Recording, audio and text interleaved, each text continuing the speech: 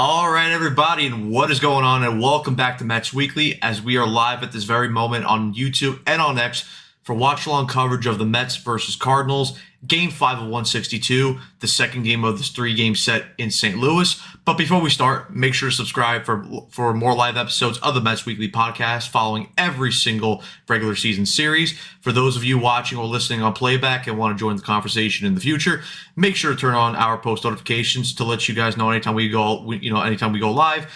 And also make sure to follow Mets Weekly on X and TikTok. Follow us individually. All the links are down below in the description. But yes, guys, what is going on?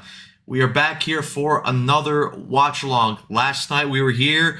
We saw the Mets take the first game of this three-game set against the Cardinals. They won 4-2. All around, not the best gameplay by the Mets, but they did just enough to win. Like we covered yesterday in the postgame, offense, while they did enough to win, want to see a little bit better. When you go 1 for 14 with runners in scoring position and you leave that many men on base, sometimes it could come back to bite you in the ass, but in that sense, the Mets were still able to win. But in this game, you would like to see the offense, start to pick it up a little bit because we haven't seen this offense yet replicate the same type of game that they had since the first game of the regular season on opening day against the Pirates, where they knocked out Paul Skeens in the first inning. So let's see if this offense can start to get back, on form a little bit, and they can get back to what we saw in the first game of this regular season. Pitching wise, like we said yesterday, solid all around. Clay Holmes gave you a decent start yesterday, gave you 5 2/3 strong innings. Bullpen came in, Tobias Myers, Brooks Raley, Devin Williams. They held down the fort. Mets won 4-2. So they took the first game. They could take this game tonight, which, like we talked about yesterday in the post-game show, the Mets are the better team against the St. Louis Cardinals. No offense to the Cardinals, but when you compare the roster side by side, the Mets are the better team. So if they can take this game tonight, they will officially clinch a series win. And then obviously they play the finale tomorrow at around 1 o'clock. So yeah, but we will see what happens. But anyway, guys, what is going on, everybody? Just going to go through the comment section before we break down the starting lineups. BBA, what is going on? Good evening. Good evening to you, sir. MJ, what is going on? Yo, yo, yo. Daniel, what is going on? Happy Tuesday. Hello, everybody. Happy Tuesday, and hello to you, Daniel. Hornet, what is going on? Let's go Mets as always. Tony, what is going on, man? BBA, what donut is everyone eating tonight? I have no donuts tonight. You're gonna have to wait for Andrew to come on the stream. I think he's not working tonight, so he should be on the watch along a little bit later. I know Carson, he said that he was going to join the watch along around 8:30ish. Evan told me that he was going to join the watch along around halfway through the game. So for now, you guys got me until 8:30, and then you'll start to see more of the other guys come in. So yeah, let's have some fun. Let's enjoy this baseball game. And let's hope the Mets play well, and hope they win as well. And as always, guys, if you guys have any questions, comments, make sure to comment away in the comment section. Here to interact with you guys. So yeah, let's do it. Tony, one more time. What's up, everyone? Let's go Mets. Let's go Mets, everyone, indeed. Guys, we have 6 minutes till first pitch. I'm going to go through the starting laps now and break down what is happening. So leading up for the New York Mets, we have the shortstop, number 12, Francisco Lindor. Batting second, number 22, the left fielder, Juan Soto. Batting third and playing third base, number 19, Bo Bichette. Batting fourth and number 88, Luis Robert Jr. A little bit of a weird configuration here for the Mets lineup because batting fifth and playing first base, we have Jared Young. Batting sixth and DHing, we have Mark Vientos, who is making his first regular season start of the season. Jared Young and Mark Vientos did not expect the lineup to look like this tonight, but hey, listen, gotta give credit where credit is due. Jared Young had a big RBI hit last night to give the Mets a 3-1 lead, so tip my cap to him.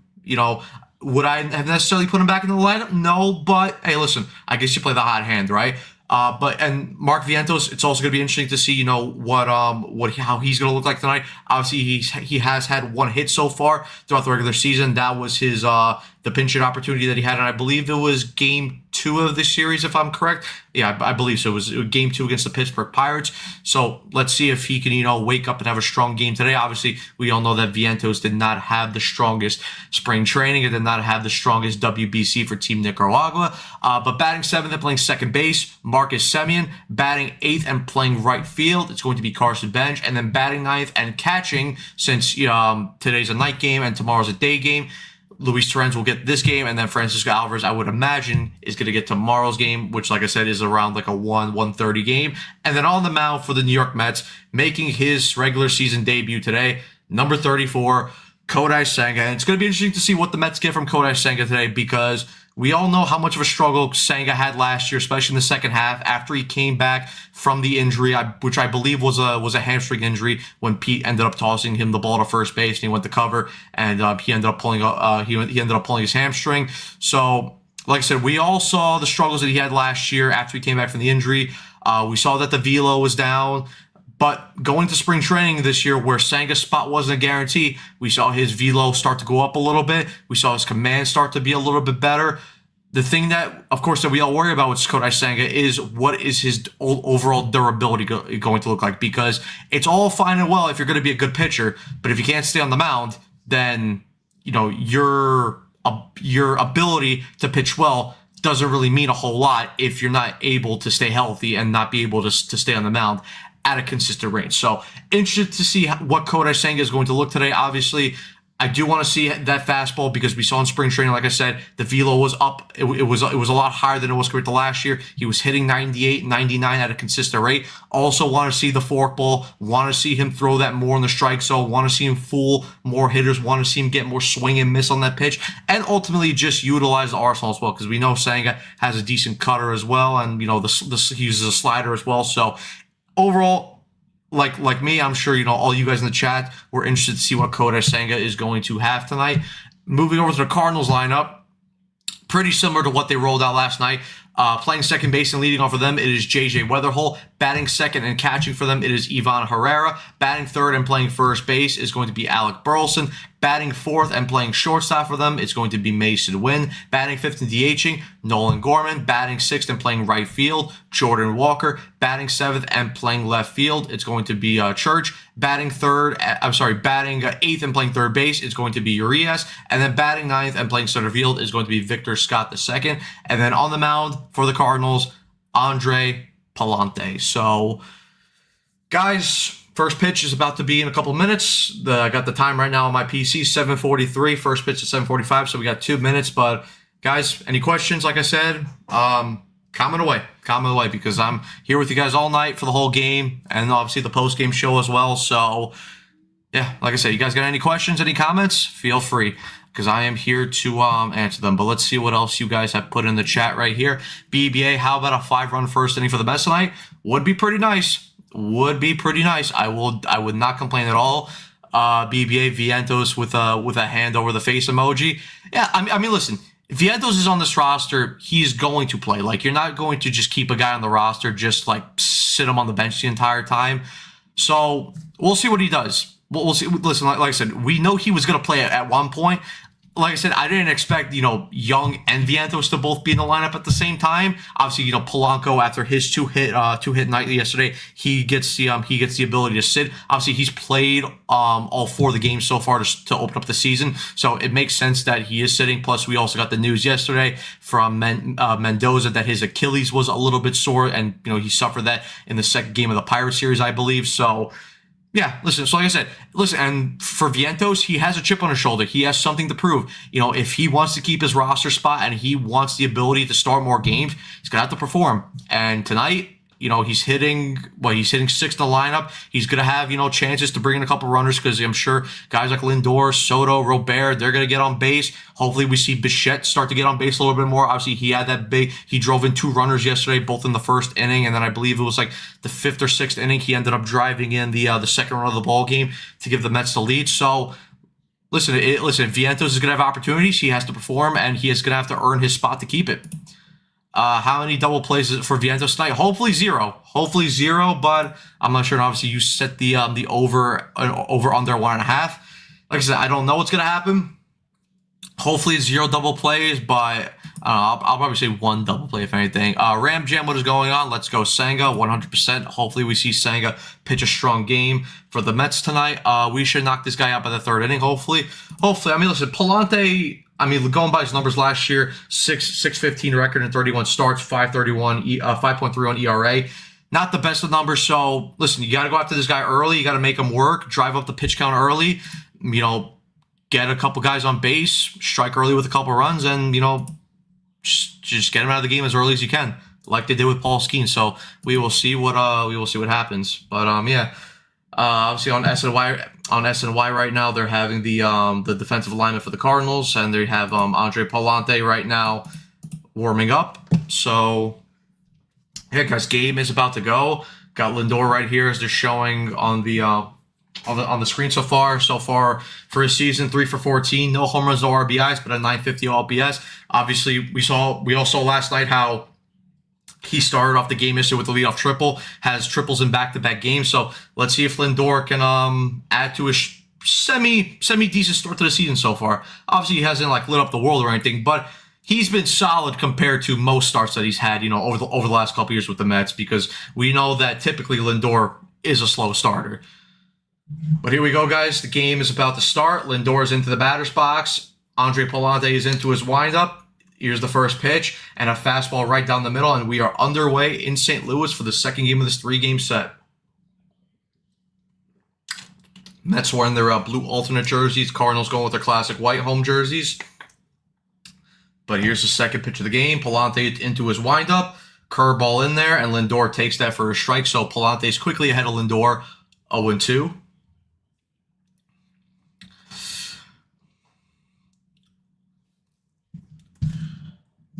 All right. The 0-2 count. Palante into his windup. Changeup in the dirt is taken by Lindor, 1-2. Good take by Lindor. Showing Palante's pitch usage last year, 44. The four-seamer was the most that he used last year at 44%, followed by the slider at 29%, and then the curveball at 14%, and then the two-seamer / sinker at 13%. But here is the 1-2 pitch to Lindor. Lays off that slider just off the outside part of the plate. So good take by Lindor there as he gets the count to 2-2.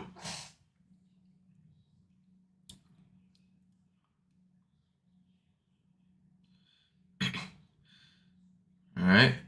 Palante into his windup, the pitch, and Lindor fouls off that four-seamer. So count still 2-2. Good work there by Lindor to make Palante work. 40 of you guys right now watching. As always, thank you guys for your support. As always, make sure to leave a like and subscribe on the channel. All right, here's the 2-2 pitch to Lindor, and he's going to ground that, field it cleanly by Weatherholt over to first base. One away here for the Cardinals in the top of the first. And let me just update the graphics for you guys. But now here is Juan Soto up to the dish for the Mets as he's getting his first AB tonight.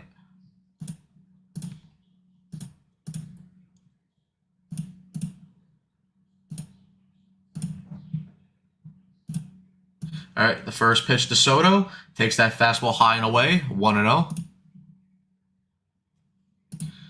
Brad, what is going on? What up, y'all? Let's go Mets. What is going on, Brad? All right, here's the 1-0 to Soto. Takes that fastball high, 2-0. Good take there by Juan. But guys, as always, if anyone watching on Twitter, if you do want to see your comments get read, because on YouTube it is a little bit easier, so I would say just switch over to YouTube. Obviously, if you can't and you can only watch it on Twitter, it is what it is. But it's a bit easier for you guys to comment, and also the comments come through a bit quicker on the YouTube side. So, but it's up to you guys. If you guys want to stay on Twitter and watch, fine. If you guys want to come over to YouTube, that's fine as well. All right, here's the 2-0 pitch to Soto. Fouls off that slider, so count 2-1.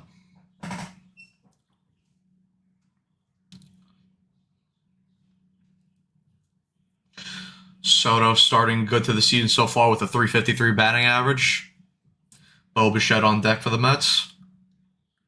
All right, the 2-1 pitch. Soto takes that fastball at the knees for a strike, 2-2. Come on, Juan, let's go. Clutch up. Clutch up, baby.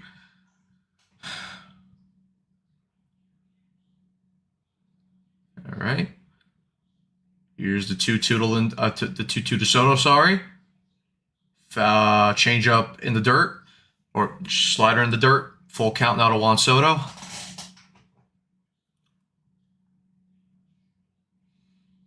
Come on, Juan. Let's go. The full count pitch to Soto.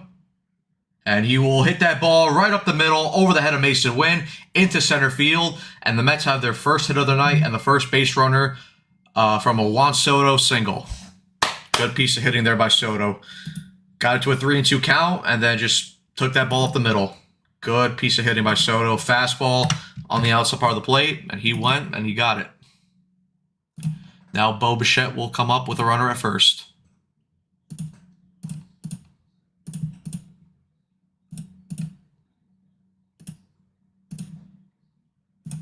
All right, the first pitch to Bichette does not first pitch swing, which is a rarity for Bo Bichette so far early on the series. But a slider gets in there, and Palante is ahead of Bichette 0-1.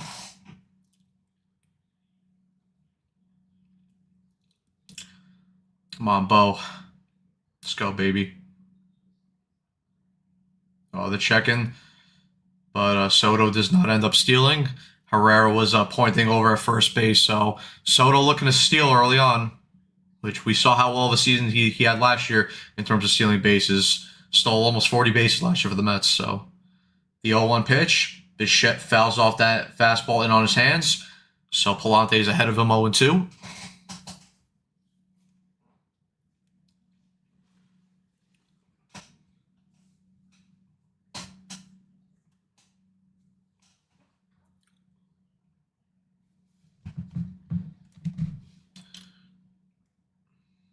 All right, the 0-2 pitch to Bichette.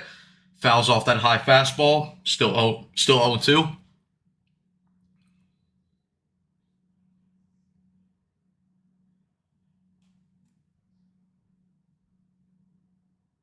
Damn. I'm sure you guys just heard that on the broadcast, but Pete just hit his first home run as an Oriole, and it was off Jacob deGrom, so weird, right? Oh, and Soto is going, leading off, and he's going to go. Bichette is going to fly that ball out to center field. Scott's going to get under that to record the second out of the inning, so Soto will have to run back to first base.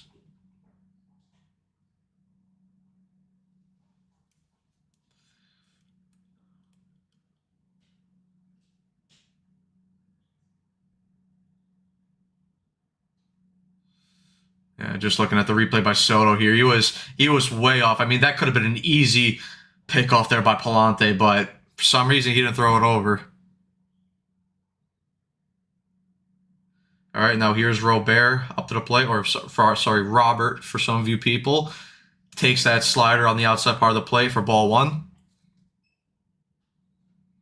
Bo's nickname should be Swing. I mean, he's swinging a lot right now, so I know. Like we talked about, he's an aggressive hitter, but I think he just has to lay off the swing a little bit. He's way too aggressive right now. Robert, for you people, I was gonna call him Robert because I know people are just gonna get mad. But okay, so he takes that high fastball for a ball, so 2-0 count by Robert. Alonso has 2 hits off the DeGrom. All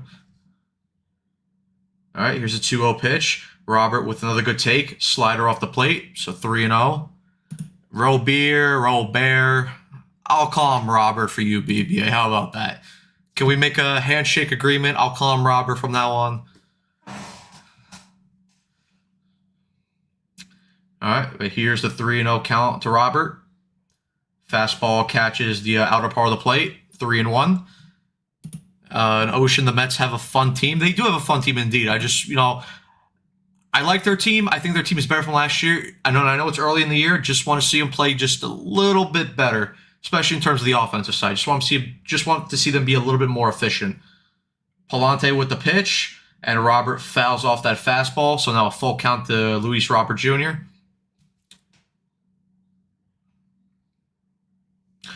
All right, Palante right now up to 21 pitches.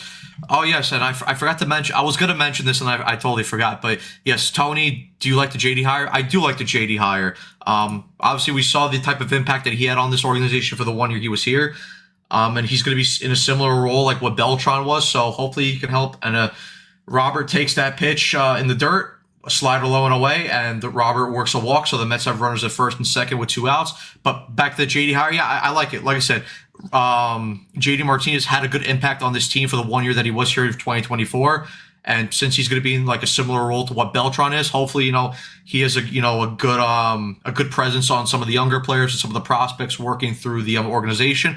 Hopefully, and maybe he's a good voice for some of the guys in the major league team right now, like a guy like Vientos, who got a lot of help from JD Martinez in 2024. So maybe we see JD have a similar help on Vientos this year.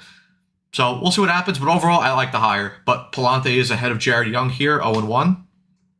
What are you guys' thoughts in the comments on the JD hire? I want to see what you guys have to say. But here's the 0-1 pitch to Jared Young. Swings and misses at that curveball. So Palante is quickly ahead, 0-2. Come on, Jared. Let's go. Yep, agree, Tony. Think it's a great hire. All right. Now here is the pitch by Palante. And Jared Young swings and misses at that slider. Strike 3 called. And the Mets strand runners at first and second here in the top of the first. So now we head to the bottom of the first where Kodai Senga will take the mound for the Mets.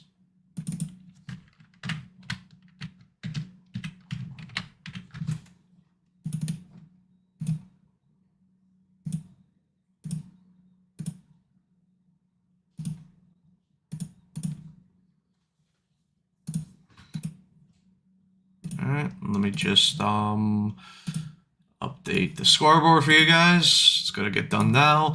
I think you're seeing the lineup of the future manager and the bench coach with him and Beltran. I mean, maybe it could very well be a possibility. Obviously Beltran was hired back in 2020 to be the manager, and then the whole Astros cheating scandal came out, and then obviously Luis Rojas ended up replacing him. But I think one day you'll see like Beltran end up managing one day, whether it's with the Mets or not. Obviously, we'll see. And I think JD Martinez could be a similar guy as well, because again, we all saw how much of even though he was playing for the Mets in 2024, we saw how much of a coaching role he was taking on with some of the the younger guys like Vientos, like I mentioned.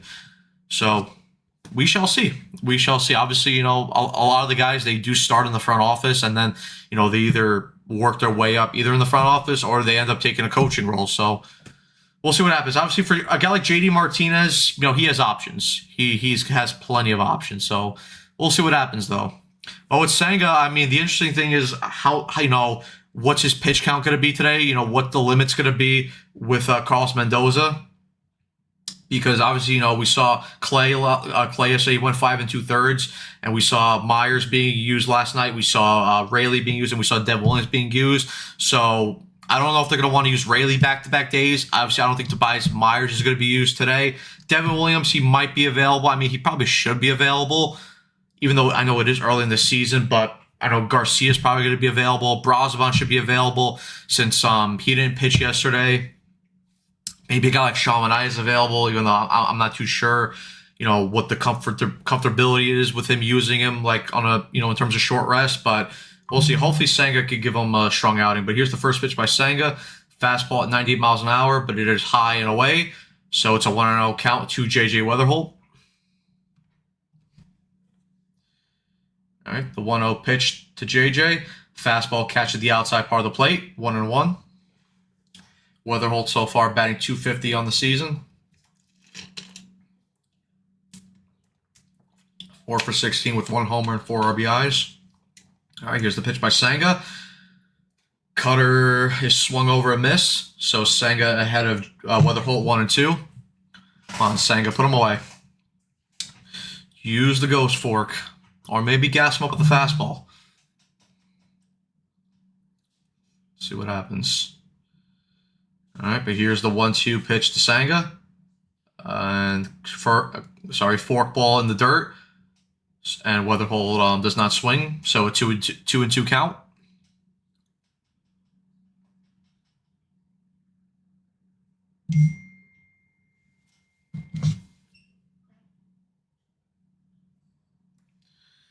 All right, the 2-2 pitch here by Senga.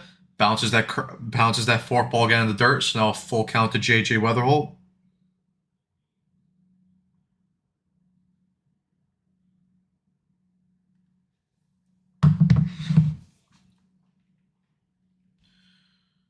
All right, full count here. Senga with the pitch. And Weatherholt's going to drive that ball out to right field. It's going to land in front of Carson Benj. And J.J. Weatherholt is all on first base with a single. Oh, Stanley, happy birthday. Happy birthday. Ken, yesterday your podcast was 2 innings behind. Why? I mean, I watch on the MLB. I watch on MLB TV. I don't have my TV or my cable box hooked up to my my computer set. So I guess it's a little bit behind. It is what it is. Just gonna have to deal with it.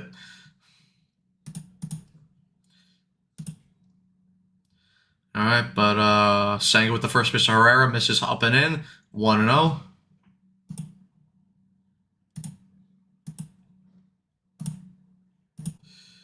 right, the 1-0 pitch by Senga. Cutter gets in there, so count is 1-1.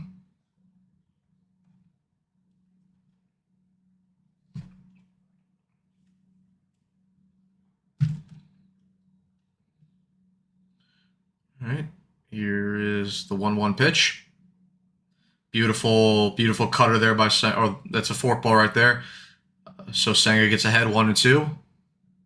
Pantries, what is going on? Try not to panic too early, people. Senga usually struggles in the first inning while he gets a feel for the ghost fork. Yeah, usually he does, but, you know, you don't want to, just because he's struggling, you know, you don't want to bury yourself early, so we'll see what happens. But here's the 1-2 pitch by Senga. Beautiful ghost fork right there as he gets Ivan Herrera to swing over it and strike out. So 1 out here for the Mets in the bottom of the first inning. Great forkball there by Senga.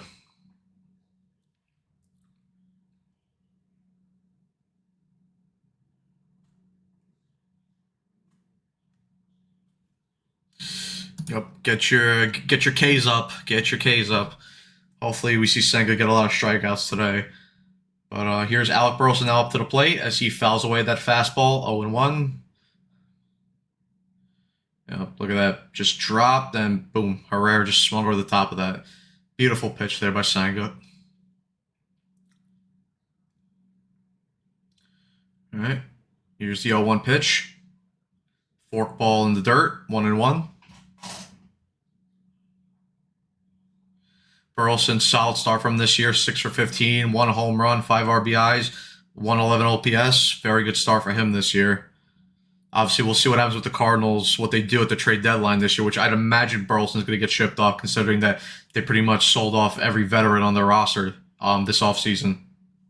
The 1-1 pitch misses with that cutter, 2-1. So like I said, they traded Brendan Donovan to Seattle this year. They traded both Wilson Contreras and Sonny Gray in separate deals to Boston. Traded Nolan Arenado to the Diamondbacks. So they're selling guys off. Senga misses with that cutter away, 3-1.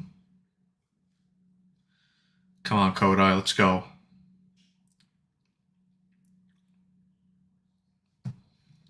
Stoned, what is going on? Welcome to the watch along.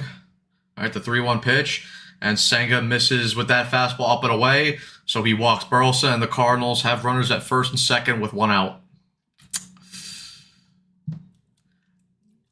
Not ideal by Senga right here. Not ideal at all.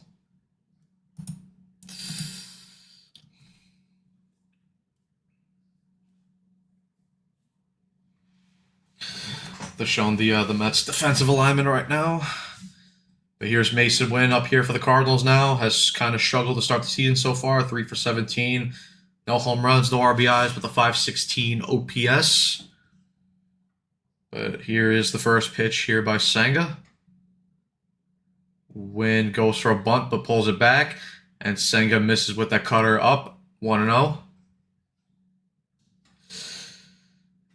I would kind of like to see. I mean, if Senga lets up another hit here or walks another guy, Willard, you'd have to imagine he's going to go talk to him because right now he's struggling with his command right now. Here is the 1-0 pitch. Fastball catches the top of the zone away. 1-1. And yeah, Hornet, agree. He's a good feeler right now, but he's missing a lot with his pitches. I mean, yeah, they just showed it. 17 pitches, 9 balls, and 8 strikes. So when bunts that, Senga feels that cleanly over to third base, and Bichette will step on third base, and the Mets get the force out right there. So beautiful defensive play there by the Mets. Senga fielded that cleanly, and Bichette got there in time to step on third base to record the out. So nice defensive play there by the Mets.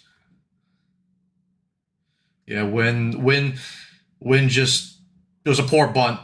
Too much power on that, and just he should have bunted that more along the third base line. I mean, he just bunted it. Like I said, way too much power on that bunt, and he bunted it basically right to Senga. So good play by the Mets there. And yeah, Pantries, good play, nice play all around. Now here's Nolan Gorman up, 286 batting average early on in the season. Here's the first pitch by Senga. Gorman gets that ball up in the air. It's going to stay in the ballpark as Soto gets underneath it, makes the catch, and records the final out of the inning. So Senga gives up a leadoff hit to J.J. Weatherholt, and ends up walking Alec Burleson, but does not get any runs scored against him. So, all right, it's an all right first inning by Kodai Senga. Obviously, you want to see the location be a little bit better, but not a terrible inning by him.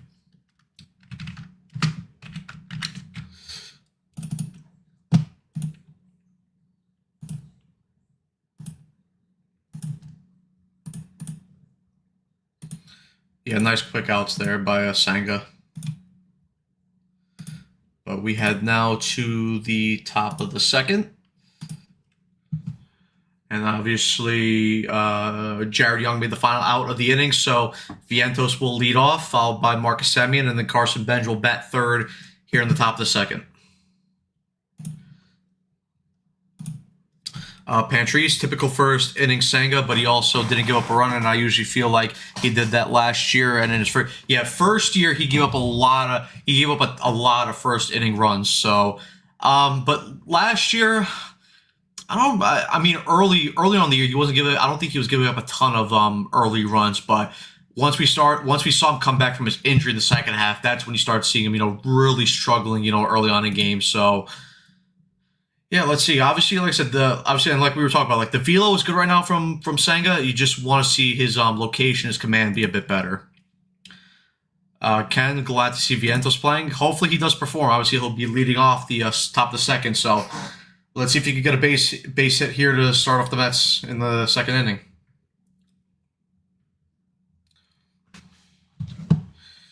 And we also should be getting Andrew coming on the podcast, coming on the watch along relatively soon. I'd say about 20 minutes or so.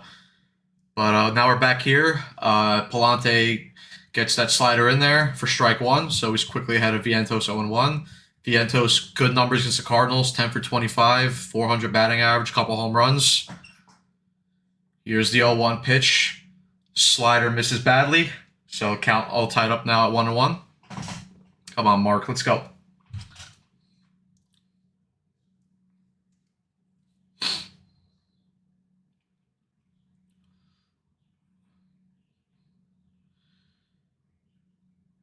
All right, here's the 1-1 pitch. And Vientos grounds that ball, fielded cleanly by Mason Wynn over to first base. Oop. Burleson comes off the bag there, but he's able to tag out Vientos for the first out of the inning.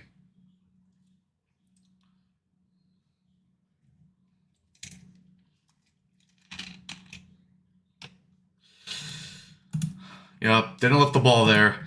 But now here's Marcus Semien up here. So far, not a great start for Semien this year. 2 for 14, with a 450 OPS, no home runs, 2 RBIs. Obviously, like with Bo Bichette, he's been very swing happy early in his ABs, but takes that pitch for a strike there, 0-1.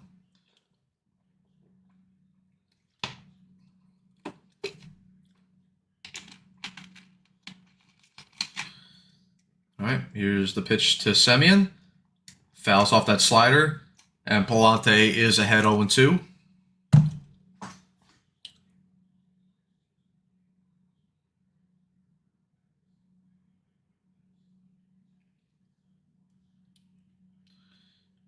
All right, Palante into his windup, the pitch. Vientos. Semien grounds that ball foul, so the count's still at 0-2.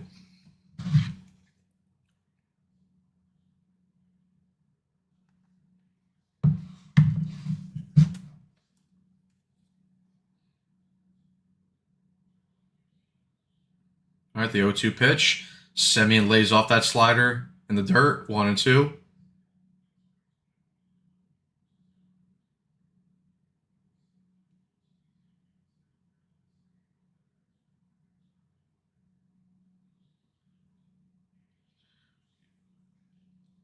All right, the 1-2 pitch, and Semien with a poor swing decision there as he swings at a slider in the other's batter's box. So a strikeout there for the Mets, and the Mets have their second out in this inning. So Semien struggles continue early so far in this season. Now here's Carson Bench for the Mets. Solid start for him so far this year. 3 for 14, 1 home run, 1 RBI, 741 OPS. First pitch to Bench, takes that fastball in the zone at the knees, 0-1 count.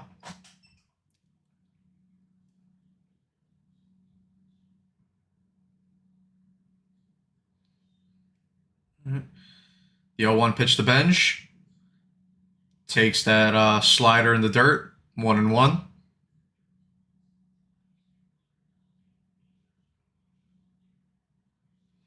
Let's go, Carson. Let's go. Here's the 1-1 pitch to Bench. And Bench grounds that ball. It's going to be fielded cleanly by Mason Wynn over to first base. That is 3 outs, and the Cardinals are out of the inning. And we head to the bottom of the second. Not a great offensive inning for the Mets there. 2 groundouts and a strikeout by Marcus Semien.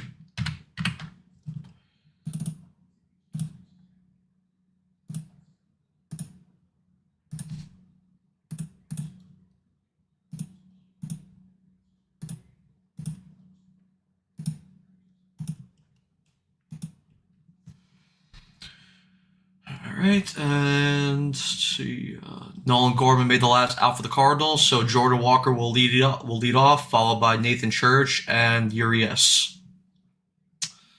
So let's see how Senga fares in this second inning. Let's see if his velo, or sorry, not his velo, but let's see if his command is a little bit better on his pitches.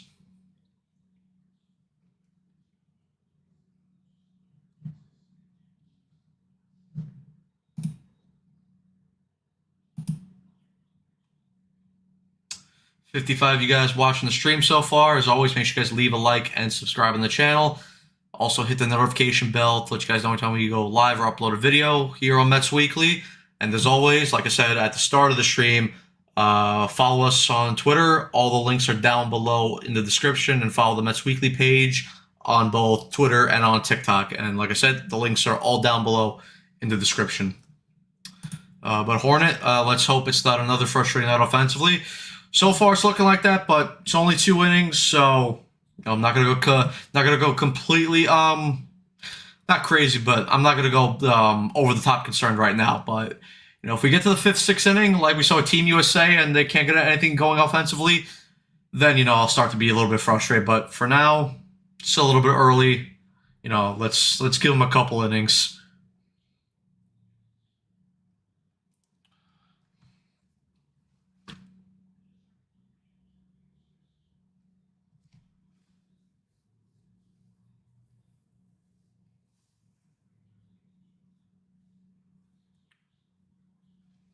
All right, here's the first pitch by Senga to Jordan Walker, and misses with that cutter, 1-0. Walker, solid start from this year, 5 for 13 with a homer and 3 RBIs and a 1,200 OPS. The 1-0 pitch grounds that ball foul, so 1-1.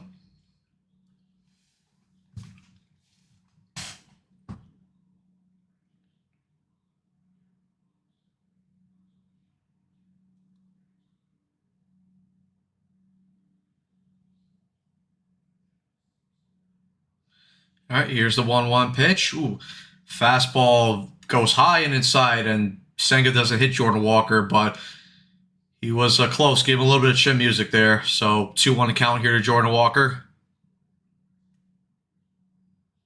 Yeah, he rolled that fastball up and in right there, and Walker had to get out of the way right there.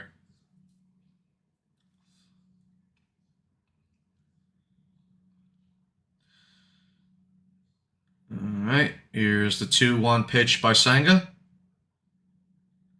So, and Terens is going to challenge that pitch. Let's see if it does get the strike zone.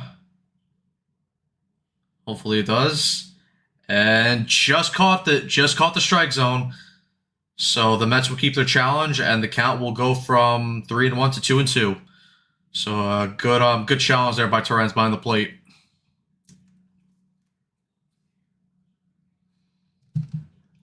Yep, great challenge there. All right, now here's the 2-2 pitch. See what pitch Senga goes with, and he blows him away with the fastball, and that's a strikeout for the first out of the inning.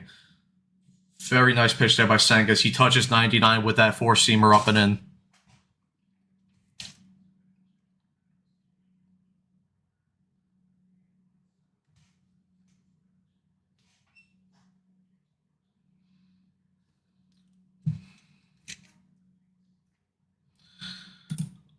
NG, who you calling Unk? I don't appreciate that language here, man. I'm just fucking with you. Well, what's going on, NG? But here's Nathan Church here. First pitch misses wide, but he goes after that fastball and swings and misses. So Senga has the count tied up at 1-1. Pantry's 99 miles an hour. I don't remember Senga ever hitting 99 before the season. Yeah, he's done a great job getting his velo up. Church goes after that forkball and swings and misses, so Senga is ahead 1-2. Put him away, Kodai. Put him away.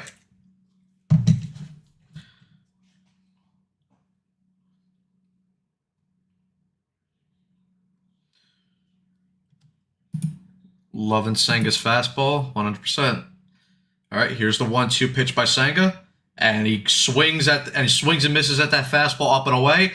Senga has his second strikeout of the inning, and just like that, 2 away for the Cardinals here.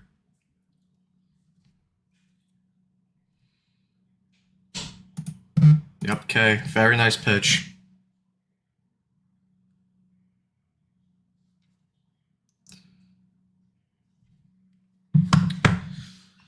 All right, now here's Ramon Urias up here for the Cardinals. For cutter in the dirt. So Senga falls behind 1-0. Yes, he did, Pantries. He definitely did blow that fastball right by him. All right, Senga into his windup, the pitch.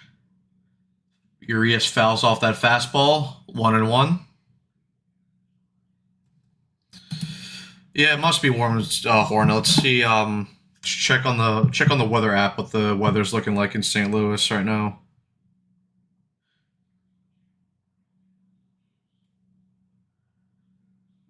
All right, here's the 1-1 pitch by Senga. Urias fouls off that fastball again. So 1-2 count. Yeah, 76 degrees right now in St. Louis.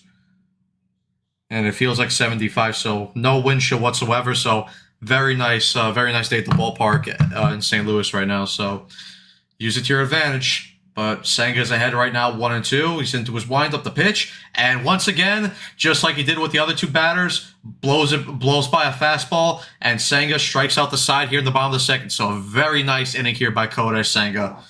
That fastball is working wonders right now.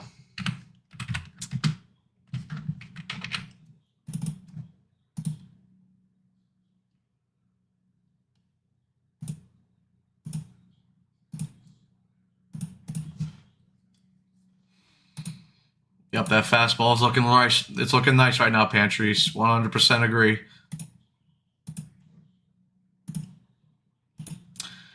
All right, so Benj made the last out for the Mets in the top of the second. So Luis Terens will lead off, followed by Lindor and then Juan Soto. So let's see if the Mets could get something going here in the top of the third. Hornet, he's trusting that fastball more. Good to see it. I mean, listen, in modern day baseball, I know there's pitchers that differentiate, and not everyone has a fastball. But for me, I always like my pitcher to have that that fastball with heat in in their arsenal somewhere, because sometimes you're struggling to sit a down guy, or to sit down somebody. Like let's say in a situation where it's like they just keep fouling off pitch after pitch. Sometimes you just go to that fastball, you load back up, and you blow right by him to just get through that batter. So it's always nice to see that a pitcher has that type of pitch, and it's nice to see that Senga has got his velocity up to a point where he can rely on that fastball to be a put away pitch along with the forkball, because really before it was just the forkball that was mostly his put away pitch. I mean, he would rely on the cutter sometimes, but most of the time it was the forkball. And if you keep using that pitch over and over again, and I know it's a good pitch and it has good movement on it, but opposing hitters, especially major league caliber hitters, they're going to clock onto that pitch, and they'll basically just sit on it, and they'll recognize it's like, oh, this pitch is coming. So it's nice to see that Senga now has multiple weapons that he can go to as put away pitches. BBA, hopefully the Mets can score. Hopefully they can right here. Throwing as hard as Manaya. Manaya's a fastball. That's something that we don't want to talk about right now. But here's Torrens now leading off for the Mets. Palante misses with that fastball up and in, so Torrens is ahead 1-0. Here's the pitch by Palante. Fastball misses low and away. 2-0. All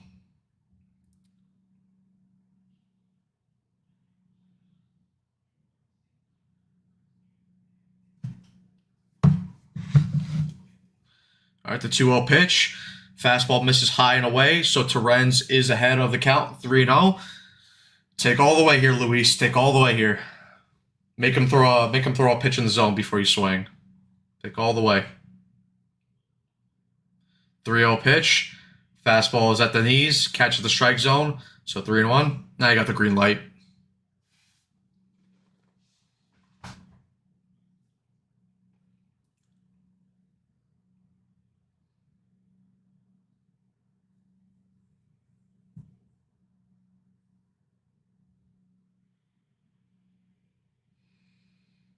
All right, here's the 3-1 pitch by Palante. Gets that slider in the zone, so works it up from a 3-0 count back to a 3-2 count.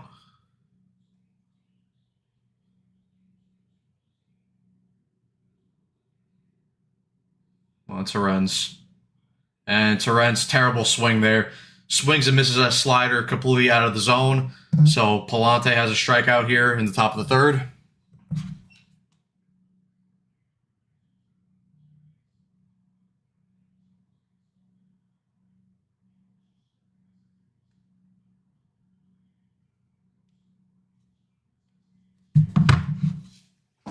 All right, now back to the top of the line for the Mets here with Lindor.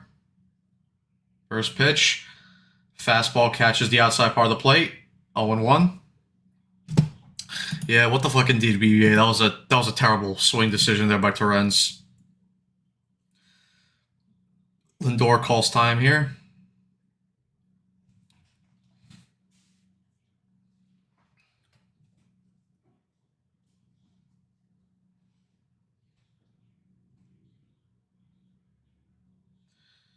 All right, here's the 0-1 pitch. Cutter misses, or slider misses outside. Count at 1-1.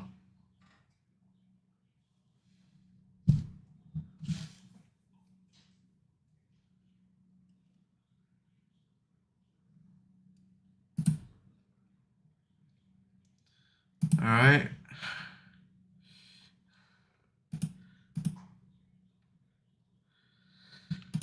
Lindor swings and misses at that, so 1-2.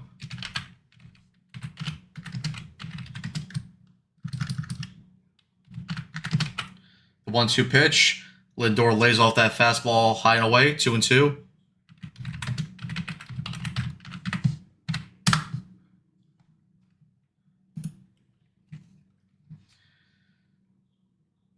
Here's the 2-2 pitch to Lindor.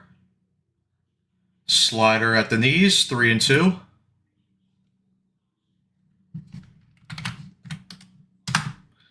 We should be getting Carson on the stream relatively soon. All right, full count here to Lindor. Here's the 3-2 pitch.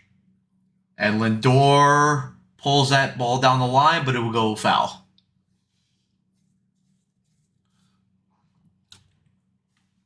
Come on, Francisco. Let's go. Let's go, Lindor. Juan Soto on deck here for the Mets. The 3-2 pitch again. And Lindor takes that ball high and outside. So Lindor draws a walk here in the top of the third. So the Mets have a base runner here for Juan Soto. Very nice AB there by Lindor.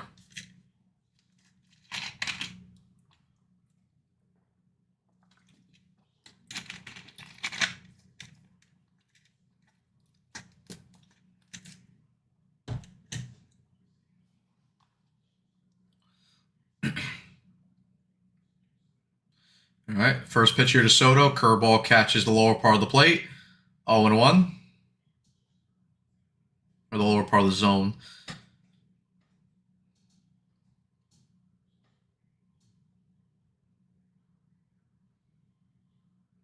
All right.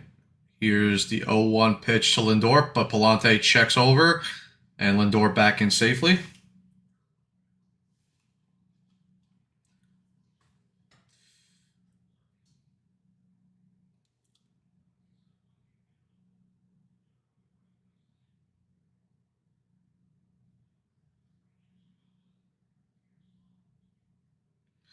All right, the 0-1 pitch to Soto. Swings and misses on that at that fastball. So Palante is quickly ahead 0-2.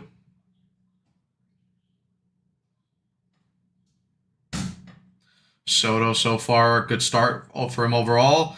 No home runs though, so we'd like to see him get his first home run relatively soon. Here's the 0-2 pitch. Soto lays off that slider. 1-2. Good take there by Juan.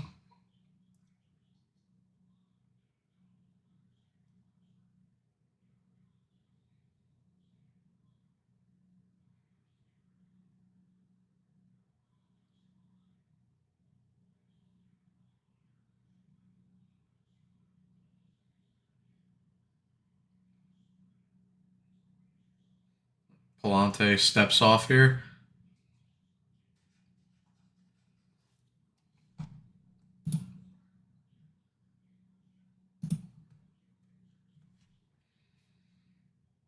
Here's the 1-2 count to Soto, and Soto grounds that cleanly handled by Burleson. He steps on first, so Soto grounds out there, but Lindor is allowed to move over to second base there. So Lindor moves into scoring position, and Bo Bichette is now up here for the Mets with a chance to drive in Lindor.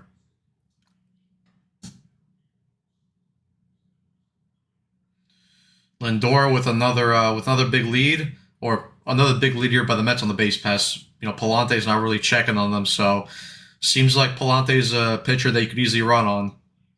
But here's Bo Bichette now up here for the Mets. Takes that fastball on the inside part of the plate for a ball, 1-0. Come on, Bo, let's go. Bo flew out in his first AB in the first inning. Come on, Bo, let's go.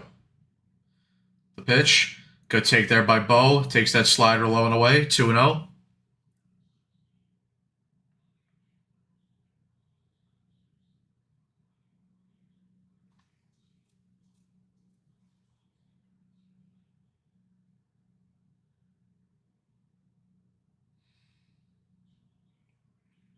Here's the 2-0 pitch to Bichette. Lays off that slider up and away. So Bichette has worked it to a 3-0 count. Come on, Bo, let's go. Smart decision here. You're in the driver's seat of this AB. Nothing dumb here. 3-0 pitch. And Bichette lines that ball, but it's fielded cleanly by who's at third base? By Urias at third.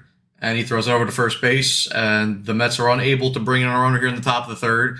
And we move on to the bottom of the third.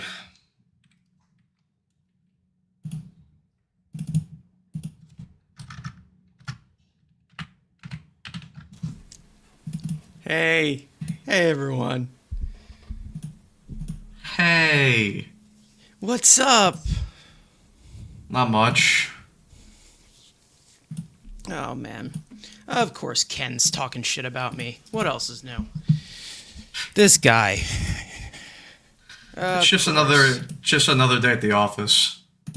Another day at the office. This dude's always got my name in his mouth. It is Carson from the chat. What are you going to do? I got the mic. You're down there. We also have all the power, so. Yep. We have the power. All right. Senga looking sharp. First inning struggled a little bit with his command, but second inning struck out the side on all fastballs. So his fastball's looking really good right now. All right. So we're a little sharp here. Yeah. And he's touching 98, 99 consistently on that fastball, so it's good to see. Sick. But Urias made the final out of the inning for the Cardinals, so Victor Scott will lead off. Then J.J. Weatherholt and Ivan Herrera will they will bat second and third in the third for the Cardinals. All right.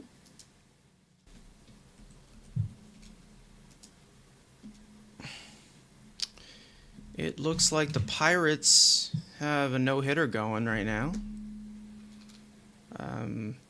It was... Victor Scott will drive that ball out to center field, and Robert unable to field that. Not sure what happened there. Yeah. But Victor Scott will go into second base. Interested to see how they're going to score that play, because that is might be. I don't know. We'll see. He dropped that? Matt, I thought you said this guy could play center field. Obviously not. Cody's not going to be happy with that. No! Bro, who put Siri back in center field? All right, and they call that a hit. Siri with a neck beard is in center field. No!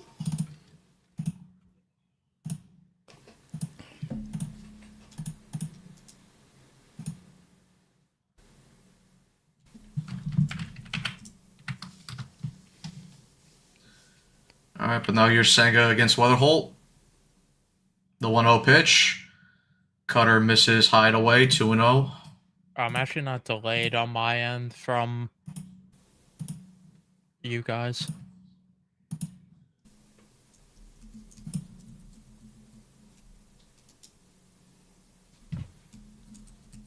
All right, here's 2-0 pitch.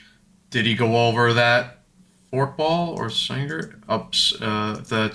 Yeah, he went all.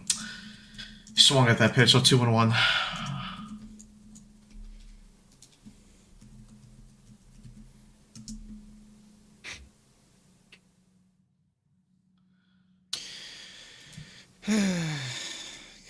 All right, 2-1. Yeah, it is and pronounced Weatherholt Robert. lines that ball into center field.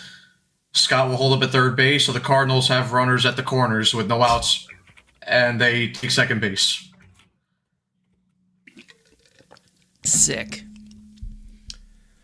Oh, Senga.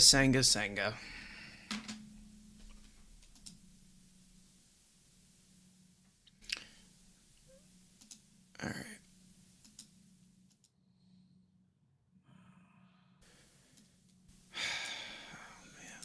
He should have cut off that throw to not allow the runner to get the second. It's Beatty's fault. All right, but now second and third for the Cardinals here. The Mets will have the infield in, or be halfway. Herrera fouls off that fastball. 0-1. Man or mouse, Mr. Senga? Is it different this year? Even getting out of this with just one would be a win at this point. Come on. The 0-1 pitch by Senga. And Herrera will drill that ball out to left field. That's going to drop for a base hit. That's going to bring in two. Scott scores. J.J. Weatherholt will score. Herrera will go into second base with the stand-up double, and the Cardinals have a 2-0 lead here in the bottom of the third. Come on. Come on, man. God. Are you fucking kidding?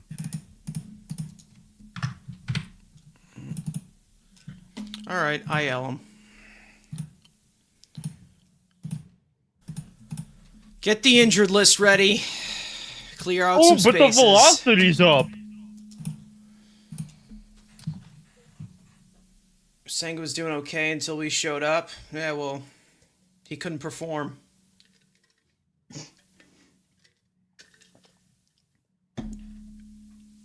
And Burleson will pop up that pitch. His first inning Lindor was makes the shaky, catch. too. That's my rebuttal on that.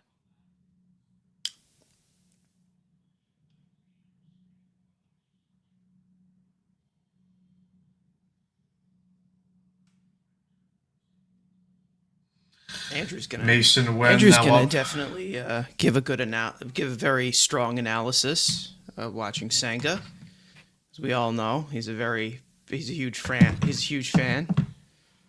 Andrew, we're waiting for your analysis. If you're here. Wynn fouls off that fastball up and in, 0-1.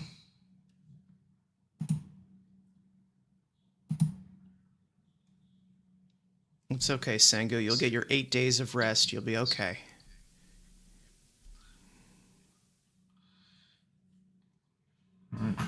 The 0-1 pitch by Senga. Wynn fouls off that cutter, 0-2.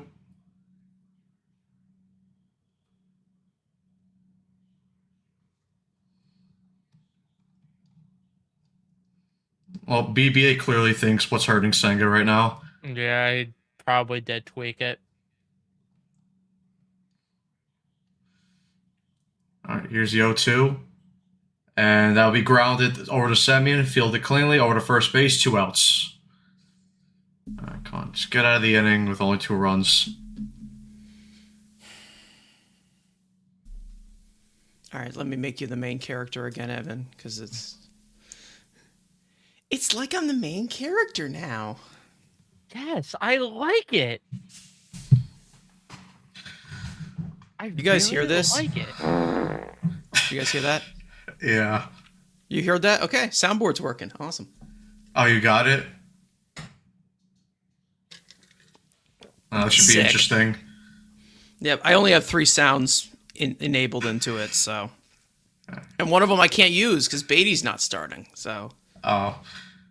All right, here's the 1-0 pitch, and Gorman will field that or hit that over to Semyon. Semyon fields it cleanly over to first base, and Senga gets out of the inning, but gives up 2 runs in that inning. So the Mets are down 2-0 as we head to the top of the 4th. Should have traded this guy. Have you guys at least been using the Beatty sound the past couple streams that I wasn't here?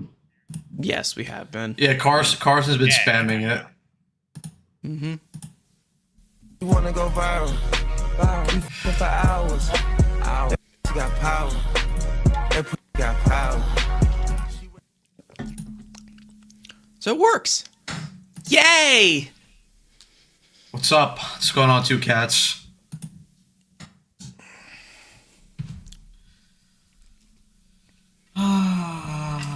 Man.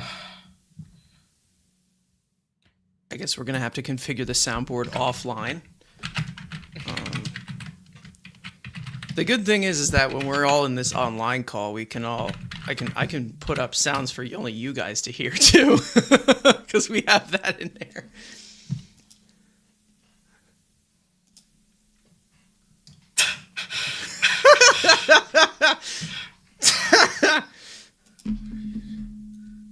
Oh God, look who's here. Who's that?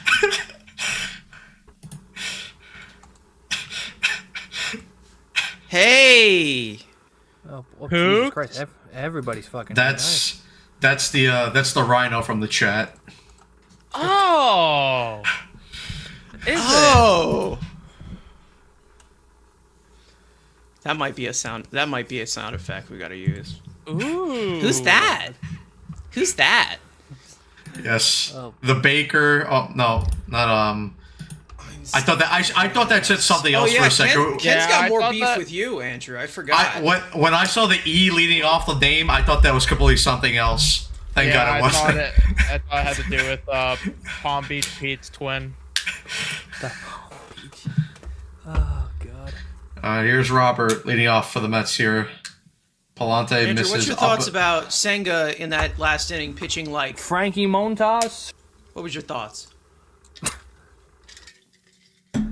I mean, The 1-0 pitch here by Robert, and you will ground that. Fielded cleanly by Mesa Win over to first base, 1 out. How do you guys hear the sounds? Are they at a decent level? Let us know, chat. Let us know. Are we gonna have any more St. Louis Arch dialogues today? who knows? Depending on what the score is, who knows? Goodness. Offense, do your thing, man. Let's go. Here's Jared Young now for the Mets.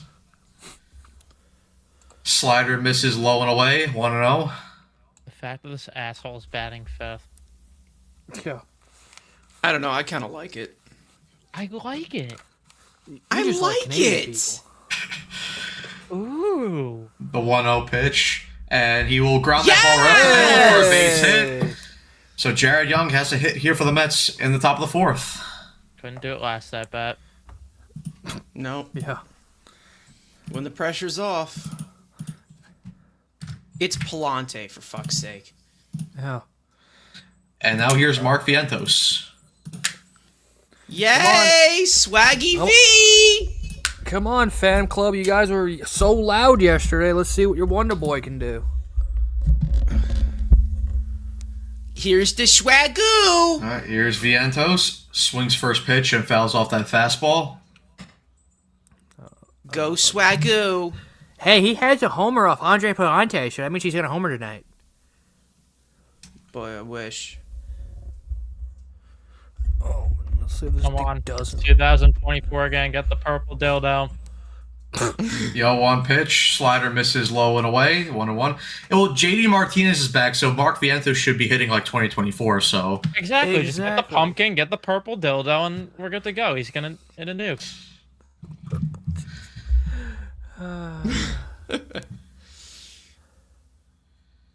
The 1-1 pitch to Vientos. And what's the call? Sword? He went after that, 1-2. Should have put Hoopist in the lineup. Oh, Mendoza's anti-hoopist. It's not what we like to hear. let's do that. There we go. Right, I can at least see this. Oh, I could tell this 4-person panel is gonna be really fun for the San Francisco series. Oh, exactly. Late night with the boys. Watch in the gay like Holy it. Land. Oh, it's gonna go crazy. I The like 1-2 it. pitch here by the 1-2 pitch here to Vientos. Palante into his windup and grounds, but that's a foul ball. I thought he was about to double play that for a second. Same. Let's see. Oh, Jeremiah look at- Pop- look Oh at them. my God. Oh my That's god, point we're four. reminiscing! Look at Look Cheeto at- Bear. Look at all those white people. Oh my God, that was so exciting. Look at the farm animal there. Look at this stable of animals we had. Farm animal? A thread. Who's The 1-2 pitch, and Vientos holds up on that slider. Holds up on that 2-2. All right, let's see. Too swaggy for Why? the for the slider. Too swaggy for the slider. Jesus, Swaggy Swagooing. spider. dude, that's Marcus Spears. You can't give him Marcus Spears' nickname. Swaggy. The 2-2 pitch by Palante. And Vientos pops that ball up. Who's going to get that ball? He's not. Walker will he's get just under not it. getting enough playing 2 time. outs. He's oppressed. Exactly. Oh. Exactly. He's like Lafreniere. He needs more playoff time. He needs more power play time. Who put the fart noise on it? Jesus. Oh God. Is it loud here's enough? Marcus. Is it clear? Is it good? Oh, it's, I mean, it it's was- very loud. It was solid. Oh, okay. Like it was a solid, post Taco Bell fart. So it was solid. Yeah. Andrew would know. Okay. I'm not a Taco Bell guy, so I don't like that At least shit. it wasn't a double Sure. play. Yep. Minor And victories. Semyon, folks. first pitch swings again. And the Mets don't get anything in this inning. Hey. Fucking ball sack. All right, you know. All right. Fuck it. It's time to kill the gimmick.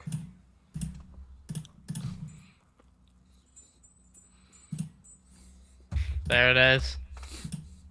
Wait, and it's not just one. What happened? What happened? Oh, of course. 2 majestic donuts. Of And look, course. it's an 8 for Robert. Ooh. I like it.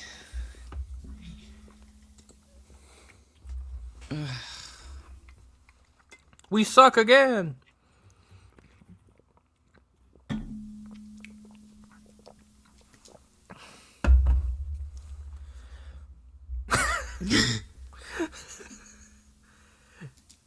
Did you steal Alonzo's pregame meal? Yes. Yes, I did. Apparently, Alonzo homered off of DeGrom. Yeah, how you feel about that? Your boy getting hit by a Cheeto bear. Giving nukes to a Cheeto bear. My boy. Yeah. That's your boy. I mean, he hasn't played for the Mets for like. Oh, now it 3 doesn't seasons matter. now. Oh, I see how it is. Also, can we say? I this mean, I love Jake, but we move on. Can we talk about the orange in the scorecard? It's giving beautiness. Like, can we not just talk about the orange for this Met lineup and that lineup down there? It's giving Cheeto Bear. It is giving orange? Cheeto Bear, and it's giving Carson's shirt. It's a beautiful match. What shirt? What shirt? Why is Steve Gelbs holding a wiener? Oh my god. What are you Carson, talking? we're Oh, both Steve, he's holding a wiener. bro, he is We're slamming both down a giving glizzy. prison color. We're both bad boys. We're both Bro. giving matching too. Bro, why am I watching Steve Gelbs fucking slam a glizzy? What are we doing here? Well, at least it's better than that fucking vending machine shit that he had in fucking Cincinnati 2 years ago, where he fucking blew up a bathroom. Now, this is the real question. Whose wiener is he holding? Oh, Jesus. But does he like it? Does he like it? Ooh. I'm sure Ooh, he we got a- likes it. Oh, we got a challenge, Pooh. Who challenged? Who we got? Who called a challenge? Mets challenge, and that misses. Ball. So Terrence had one successful challenge earlier in the game, but this time he failed. So the Mets lose one of their challenges. There's Brett behind him. All right, here's the 1-up. For hours. You got power. Sorry, every time he comes up on the screen, you gotta play it. What is going on? They're ranking the hot dogs now. Is he And doing Walker this for fouls every off that ballpark? fastball. I don't know. Poor Steve Gelbs has got to do these gimmicks, man. Steve, stop shoving wieners down your throat. Stop examining it, Let's be dude. frank. Wait, Exactly. are they talking about the Frank from Mets Weekly? And Stop Walker breaking- yeah. will pop that pitch up. Robert gets underneath it, makes the catch, 1 out. That's the new SNY creative. Oh yeah, we do. And have of the new course, SNY creative. it's not Mets way, but of course the Rangers are winning and fucking up everything because of course they are. Who? The Rangers, that? they're being the Devils. Who they playing? The Devils. I don't know who the Rangers are. So Oh, that doesn't help me. Now that's a That big doesn't help wiener. me, so I don't give a shit. Now that, whoa. There's a clip. Oh my god. What is on that? Holy shit. What the hell is on that thing? What's on that wiener? Alright. I'm a picket. A thread. Ryan You know. Church fouls off that fastball. Senga quickly ahead 0-2.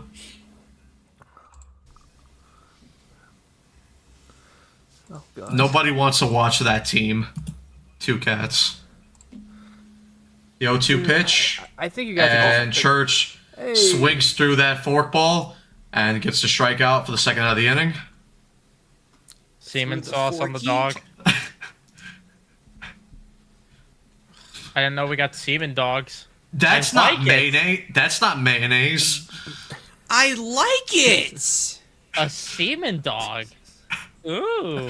Jesus Christ. We're not even in the gay holy land, and we're already starting. All right, cool. This is how this game's going. I mean, the SNY is not helping. But Urias will Juan's get got that ball out to left field. Soto settles underneath it to record the final out of the inning.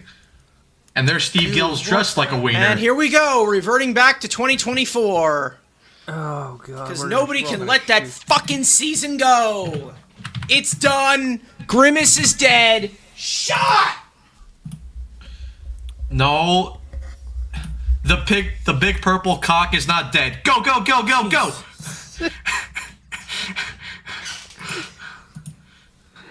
Oh, God. Evan, did you get your did you get your Brazabon mat for your gift today? Your Brazil. Happy birthday. Forget it. Thank you. Thanks. Yeah, I went to a space, took yoga class, What this fucking game? did the laundry all in one day. Oh, God. Hey, 4-1 good guys. We like it. I like to see it. I like it. I like it. I like it. Look up. What? Oh. O'Neal Cruz hit a homer. That's good for him. 444 feet. Did you guys see that Cheeto Bear hit his first home run for the Orioles today? Yeah, he hit it off at Jake. Yeah, he did. Oh, Brasser scored for the Penguins? Nice. Cool. I like it. Cool. Cool.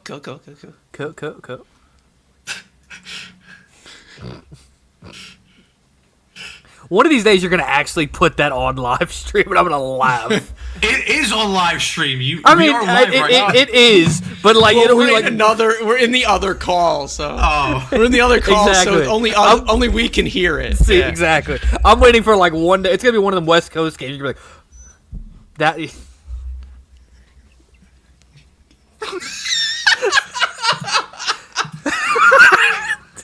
All right. With all that being said, Carson Benj leading off here for the Mets. hey, that's my line. And Benj lines that ball into right field, but foul. Never mind, I forgot. Nothing ever goes right. It's over. A thread. Why it's over, but there's hope. A thread. That's a good donut. Why the dead horse can breathe. Why Marcus Semien is struggling right now, but there's hope. A thread.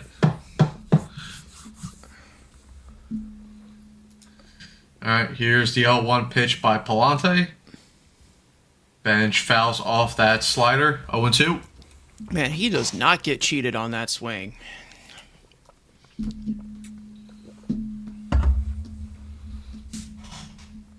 Yeah, you gotta give me a chew toy. Whoa. Alright, the 0-2 pitch to Bench. Lays off that curveball in the dirt. 1-2. Good take. It's never been more over. Bro, why are we going back to... Bro, I don't care about these two old dudes. Put the game back on. Nobody cares.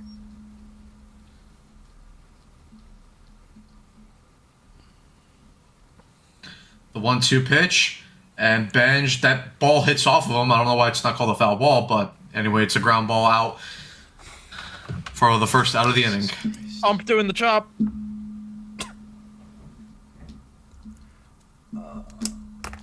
I'm gonna guess this isn't a compliment, but thanks. Oh, what? So basically, what he's saying is you're going to die of a drug overdose. Nice. Ooh. Oh. Nice. Ooh!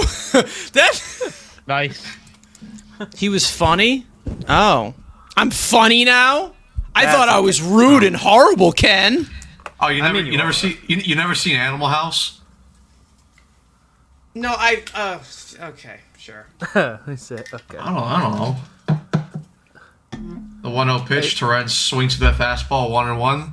Stop being so feisty, you two. It's only game 5 of 162. We got a lot of these fucking things to do. Yeah. Shut Feisty. up.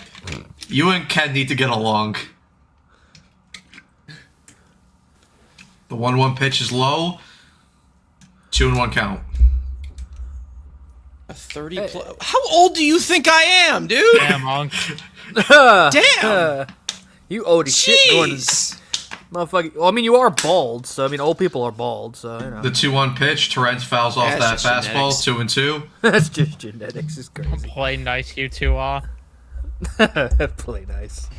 Oh, God. How old am I? I'm 24 years old. Fucking child. I've aged 80 years, though. Come on, Terrence. The 2-2 pitch. And Terrence drives that ball out to left field. Will that carry? Nope, it's going to die at the wall. So, and the season's Oh, over. man. Church makes the catch to secure the second out of the inning. Yeah, also Mets Tim Pool. That's another one that I've gotten. Yes, I'm the Mets Tim Pool. Oh, that's not what I thought you said, but okay. Back to the top of the order for the Mets. I've also gotten that, so yes.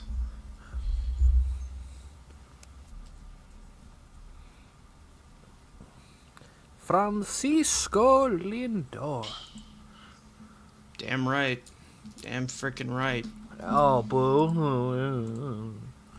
Shut up, Andrew. Yeah, as you're Oh, yeah, I know, cleaning your fucking yeah. penguin rings You're- right now. Yeah, alright. What do you mean, brother? It's been 10 years. Oh, everyone says you look like Rebby. Oof. Matt, oof. Jesus. I feel bad. Why? He's so pooks. The 1-0 pitch to Lindor. He like was in like Swings through that TikTok and fastball. giving One of- dances and Pixie. I met him on the street. Drunk as hell at a bar. Stop trying. Right, no, you can't have my donut. This is my donut. No. Of course he doesn't share his food. Hell no. I mean, if a dog had a donut, he'd probably die. Oh, that type. If I had a glaze, I can give him a glazed donut, but that's not a glazed donut. The 1-1 pitch. Lindor grounds that ball, fielded cleanly, over to first base. 3 outs. Are we sure we fired the TikTok thought? I don't know. Sorry, Bottom of the 5th we go. Sorry, Instagram thought. My bad. TikTok Sorry if thought I- is actually on the bench today. No. She want to go viral.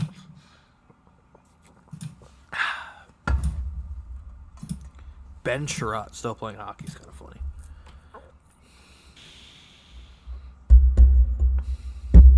Wait, aren't the Islanders playing the Sabres? Yeah. Yeah. Am I getting a double dose of, espresso right now? Let's see. Because supposedly they were losing. Oh, it's tied. It's 1-1. Come on, Buffalo, you useless sacks. Do me a favor. Beat them. In regulation. No fucking loser points. Tage Thompson, score a goal. Wow, you're asking for a lot, aren't you?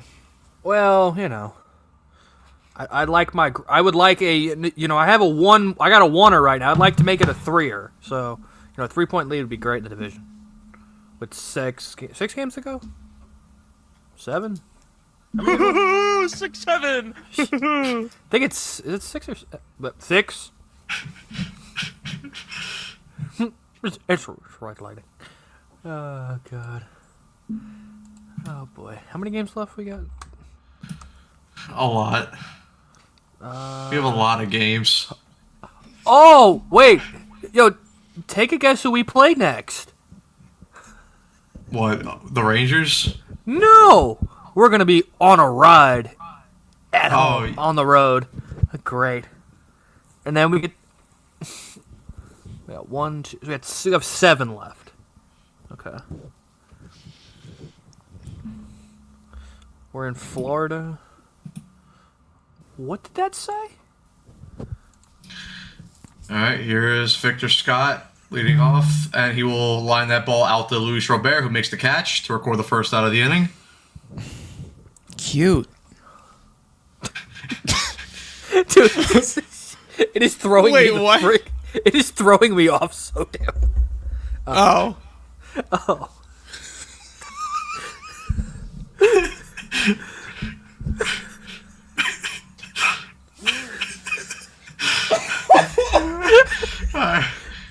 Forkball misses in the dirt, 1-0.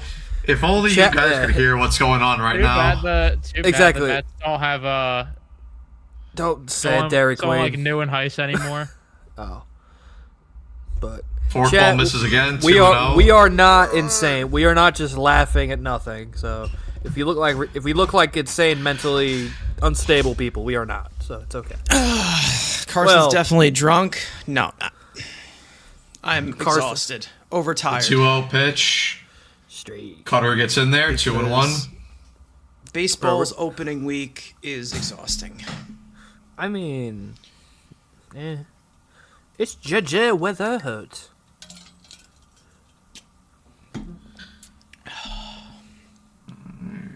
Forkball misses high and up. 3-1. Wow. Count to JJ Weatherholt. Ken, you're calling me childish? You know what this means. I hate this. The 3-1 pitch. Weatherholt swings through that fastball. 3-2. Oh my god. God damn, I need a sandwich. Why does that last so long? I don't. I'm just trying to commentate a baseball game. It's a baseball game, and Evan's having a little too much fun, which is great. Have some fun. This is what Mets Weekly is all about. Oh my god. Right? The 3-2 pitch to Weatherholt, and Blowout. swings through that fastball for the second out of the inning. Look at Senga pumping right now. 98, 99. Shit, we like that.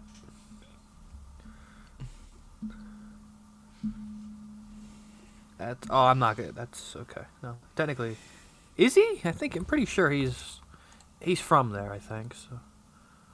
No, we'll save that for a blowout. I'm sorry. We can't do that. We gotta save that for a blowout. I'm sorry. Oh god. Fastball called a strike, but the Cardinals going to challenge that, and they're going to win this challenge, so the call will be reversed. And Yeah, by that us. clearly misses. Yeah, what that 2 inches? Senga, worst pitcher, Inch and a 2 half. guys just gave up. Yeah. Oh god, what now? Oh god. The 1-0 pitch. Fastball misses up and in. 2-0. McNeil's playing. Who cares? He's playing in Sacramento now. Yeah. Not the gerbil. Come on, man. Not No, again. not the gerbil. 2-0 count to Herrera. Fastball misses up and away. Challenge again. No. Challenge, yep. All right, well that's gonna be another. Let me guess overturned who's call. behind the plate today. I think I know who my that is. god. Who's that? Yep, Hunter Wendelstead. This is going to be a long, Inch and a half. long night. And the Mets have already wasted one challenge, so keep that in the back of mind. And let that float in the kiddie Let pool. that simmer. Let it simmer. We're just gonna let it 3-0 float. count. No, just let it float. And Jesus. Herrera lines that ball, but that ball goes foul. Second time Herrera made really good contact off one of Senga's pitches. Wow. Yo, Elmer Soderblom is a fucking dog. What a beast. No one cares. Sorry, I have a GM that doesn't, speak choo-choo trains and actually knows how to build a roster. It's great. I could have said something else. Some but of we're us live. can't be lucky, okay? You're very lucky. I mean, generational. I've got David Stearns and Kyle Dubas as my lords and safety. Oh, now David Stearns is good. Well, I mean, Dubas is better, but The 3-1 pitch, and cutter forkball misses in. You're just That's a as walk. lucky as Apollo, who gets all those chin scratches. Ah! Oh god. All right. We're playing 4-on-4. Why are we playing on 4-on-4? All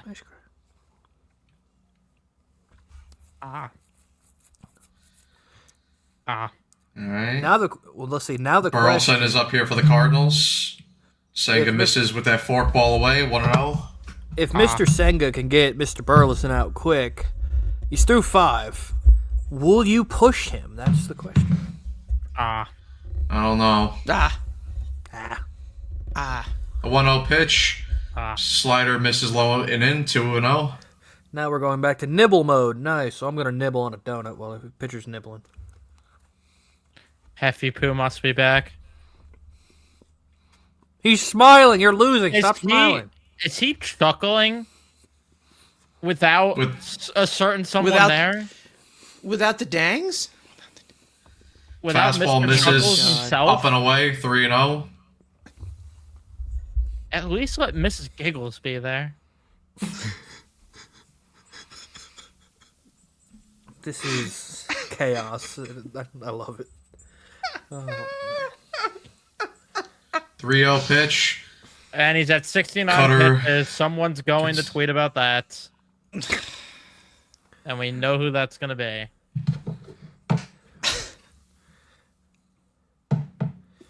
You know Alec Burrows. The 3-1 definitely drive pitch. the Ford. Shut up, Andrew. I mean, he's a big country kid. What are we trying Cutter. Cutter gets in the zone. Full count. to... No, because you keep mentioning that specific type of car, and we all know it's going to be playing in the other freaking thing.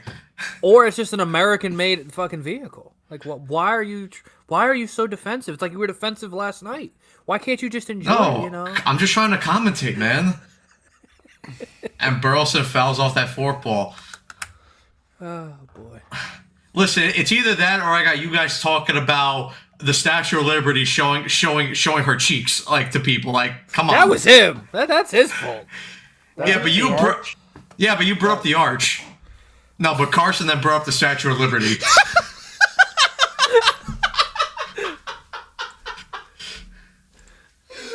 brought up the arch. Yeah, he did. And Senga walks Burleson. Oh, great. There we go. Oh my God. Oh, we're all Statue of Liberty is a The man. arch went from talking about the arch to the Statue of Liberty's arches. The Statue of Liberty might be a certain someone's husband that we found out news about today. Oh my God. You don't remember? I actually don't. I'm not gonna lie. I think he was at the hockey rink today. Scroll through the group chat, you'll see it.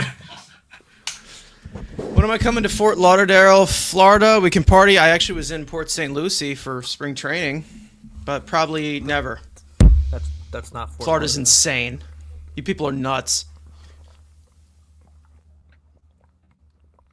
I legit cannot see it if it was within any point of me getting this new phone because it is still not fucking set up. Oh. So then I'll send you a picture. Yeah, send it on Twitter. Or I'll just send you one.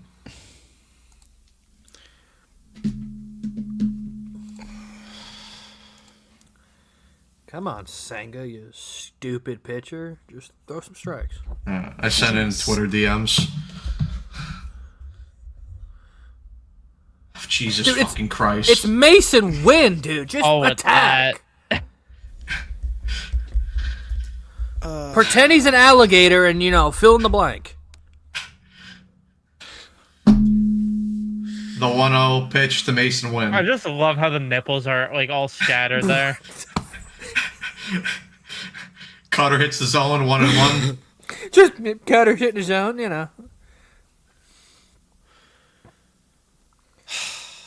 It's a Kia Forester. Nice. Good old Senga. The 1-1 pitch. Forkball misses. They're gonna have to get Brazzers in. The subscription service is getting ready to end, bro. You can't kill Brazzers. Or get him up. Get fucking Luis Garcia up. Fuck it. Put us out of our misery. 2-1 pitch. And Wynn will fly that ball out to left field. That looks like it's going to get out, though, and it does. Foul ball. I think that's the farthest Mason Wynn has ever hit a ball right there. All right, 2-2. Just put him away. Oh my Put him in the takeout box and get this over with.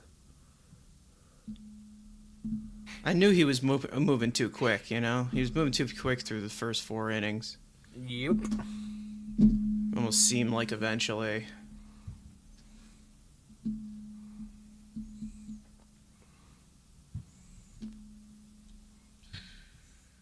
All right, 2-2 pitch. When Wynn fouls off that fastball, still 2-2.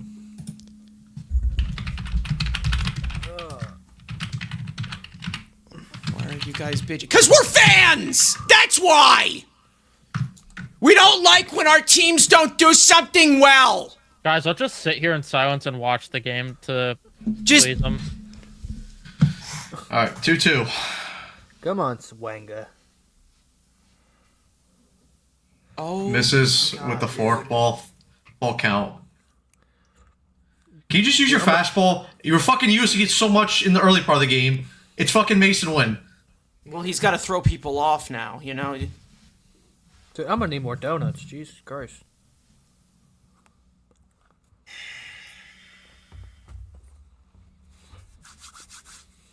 Is there no one up right now?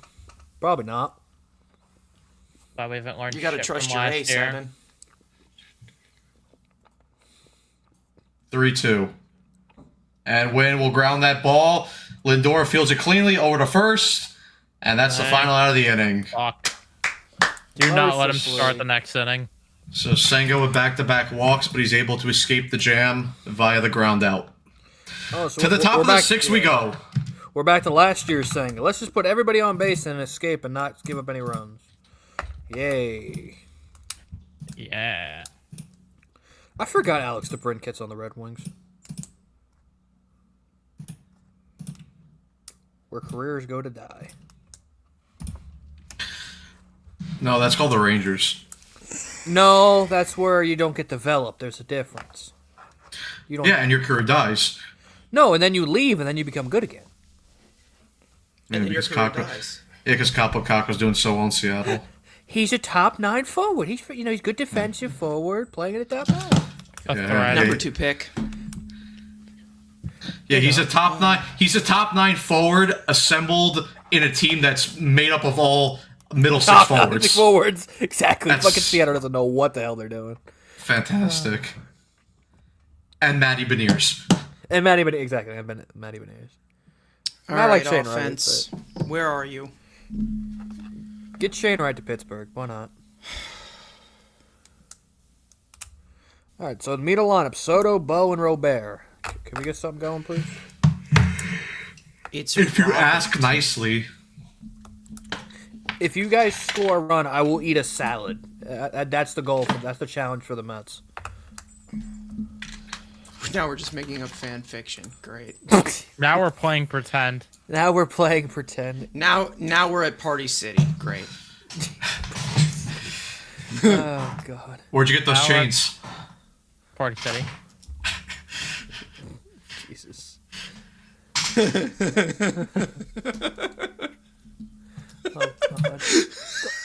Oh God! what is this?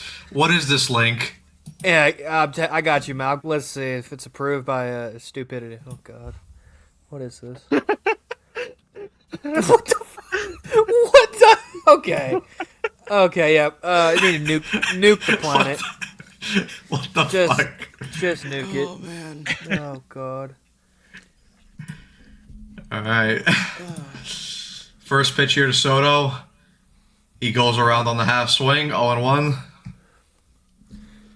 Hey, can we can we elevate and celebrate, please? That'd be nice. All right, the 0-1 pitch to Soto. Curveball does One not smirk. catch the zone. 1-1. A smirk. One A smirk. thread. Oh God. One smirk. One thread. Bro, it's the Cardinals, bro. Will you shut up? The 1-1 pitch to Soto. And he drives that ball Oh! out to right field. That's going to get up, over the get ball, up, get get over up. the head of Yeah. Jordan Walker. And Juan Soto will go into second base with a stand-up Go double. viral. We f***ing for hours. Hours. You got power. Please don't fucking waste this shit. A leadoff double. Juan. All right, Bo. And it took my third game to finally fuck up my scorecard. Fuck. Sorry. Sixth game. Third, fifth. I don't know what the fucking games. All right, so the Mets have something cooking here in the top of the sixth The bacon With is a being wand. cooked. with a Juan Soto leadoff double. And Bo Bichette will come up to the plate. Come on, I'm wearing Cooking a like stupid they're at shirt. camp. Come on, Bo. Bo lays off that fastball up in the zone, 1-0. He didn't swing. Good. That's progress. Oh, look at those batting average. Holy hell. Yay, Bo. He needs to grow his hair back out. That's why he sucks. All right, the 1-0 pitch. Good. Takes that too slider quick. in the dirt, 2-0. Do the Mets start to realize that Andre Palante sucks?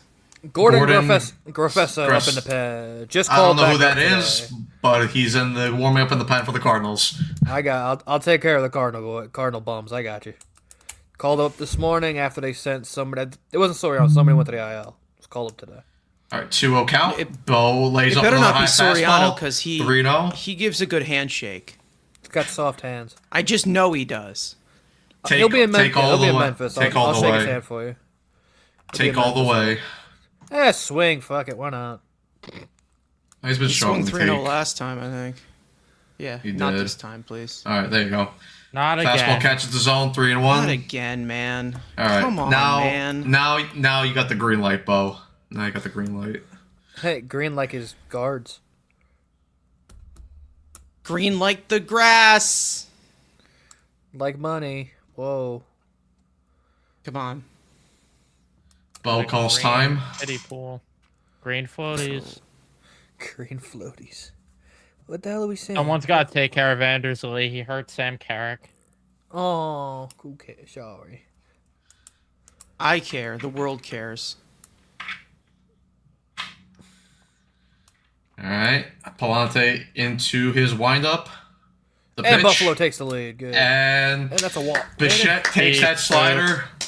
Way to Low and be, away. Dukes. He takes the walk, and the Mets have runners at first and second with no outs.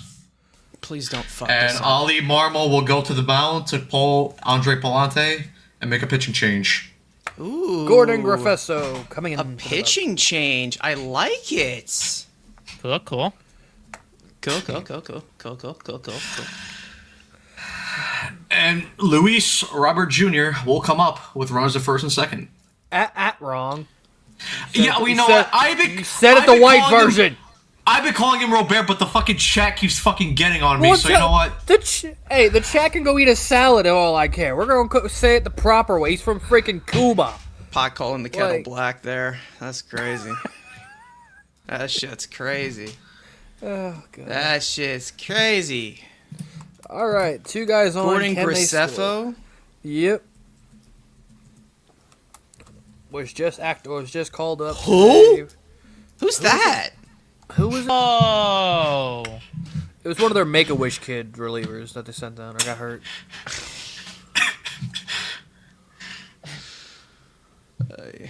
I see Lafreniere got another fake point. Yeah. Speaking of Make-A-Wish. 109 of you Softball guys day. watching. 109 of you guys watching in the stream. As always, make sure you guys leave a like and subscribe on the channel. When And we hit the watch the notification stream bell as back, well. there's gonna be so much steppage on Matt's calls. Oh, yeah, 100%. Another, I mean, there really hasn't been many to call. They've been friggin' bums.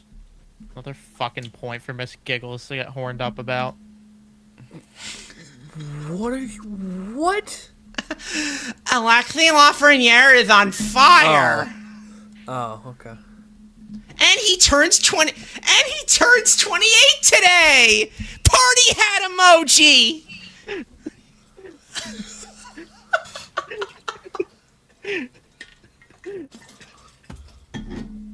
More locker room fun! Yippee! Yay! Robier bunt. Nah, you get him to swing the bat. All right, you know what? I'll be neutral here. I'll just go like Carson. I'll start calling him Bobbert. Bob. Thank you. Exactly. Oh, God. So I don't offend anyone. Here's Come on. Bobbert. Come on, Lou Bob. And he Swinging drives first that ball pitch. out to center field. Oh, and you Scott will get ass. under it. Soda will tag up though and head to third base. So moves the runner up. And Jared Young Dude, is up Yes. with an RBI opportunity. dude, I almost got moist. I thought he had a throw-in armor. And Jared Young swinging first pitch. Yeah. You know Stop the Canadian. swinging first pitch, dude. You know the No Canadian. reason to be doing that. Chinikov, you need to relax, brother. You need to relax. He's the first pitch to Jared Young. Of course, he swings at it. Oh God. 0-1. Canadians can't wait, bro. They just want to swing. Earn those belly rubs. Come on. Everybody's in the doghouse right now. Go Gerard. Come on, Jared. And Young will hit. Of course, it fucking gets caught. Right. And a fucking double Oh, your play. sister's ass. Fuck me. Oh my God. Of course. How convenient. I mean, seriously? We are trash. Are we being for real right now? We're getting manhandled by the Cardinals. God. I think I'm gonna order a milkshake because this is just painful. Donuts and a milkshake? Ooh. I mean, we do have a long night ahead of us because we do have to do some math after the stream. So, I got to be, fired up and ready to go. So, Clifford. The cliff sesh. the cliff sesh. Oh, God. Bro, is Stu Head to the bottom of the Skinner? sixth. That's safe. Wait, if this keeps going, maybe we get to see Ryan Stanek throw fucking an immaculate inning against us. Yay! Don't be negative, Andrew. Don't be don't fan that way. Ken doesn't like it. Yeah, and you guys do it to the Rangers. So I'm not gonna be negative. I'm just gonna get this donut. Don't be negative, Andrew. Just don't do that. Ken does not like when you fan the way you fan. It disturbs him. It's going to make his burger taste worse.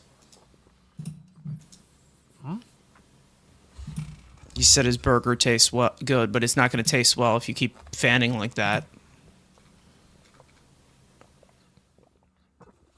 Yeah, I had chicken marsala. All right. That shit was good. Shit slapped.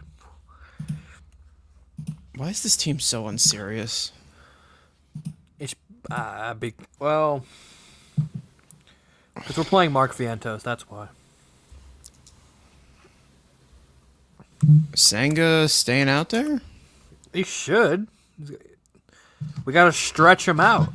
We got to get him all stretched out and ready. And what do you want? If you want to stretch him out, just put Brazaban out there. Jeez. That's too much stretching.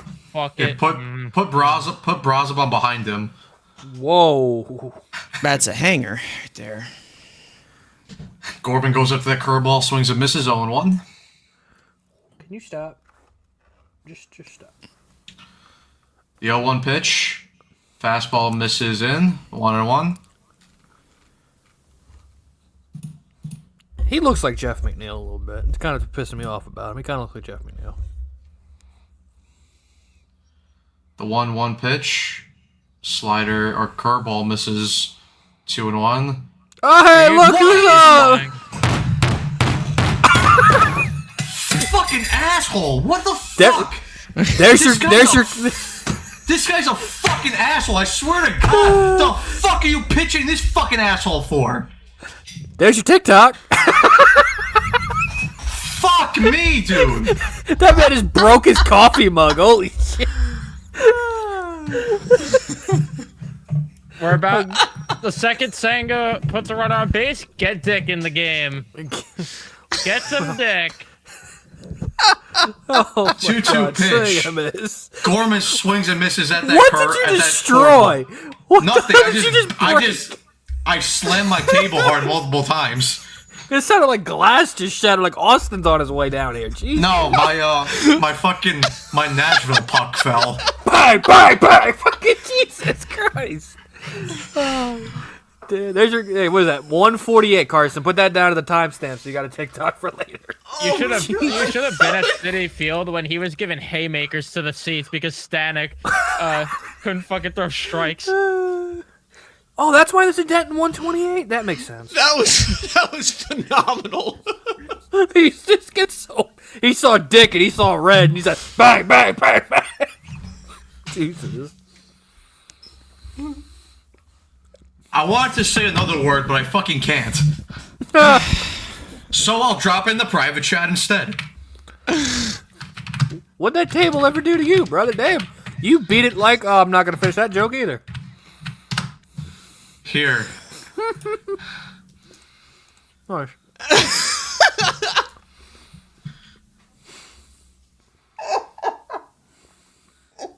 0-2 pitch to Jordan Walker. Got him. He went. Did he get him? Nope. You First are... base. Oh, says he held up. Can't say that word on stream, so I'm just going to be quiet. Oh my god. Just get over Matt abusing his Hey, desk with no... you want authenticity? There you go. There's my authenticity. I'm not saying you're not wrong. It's just funny.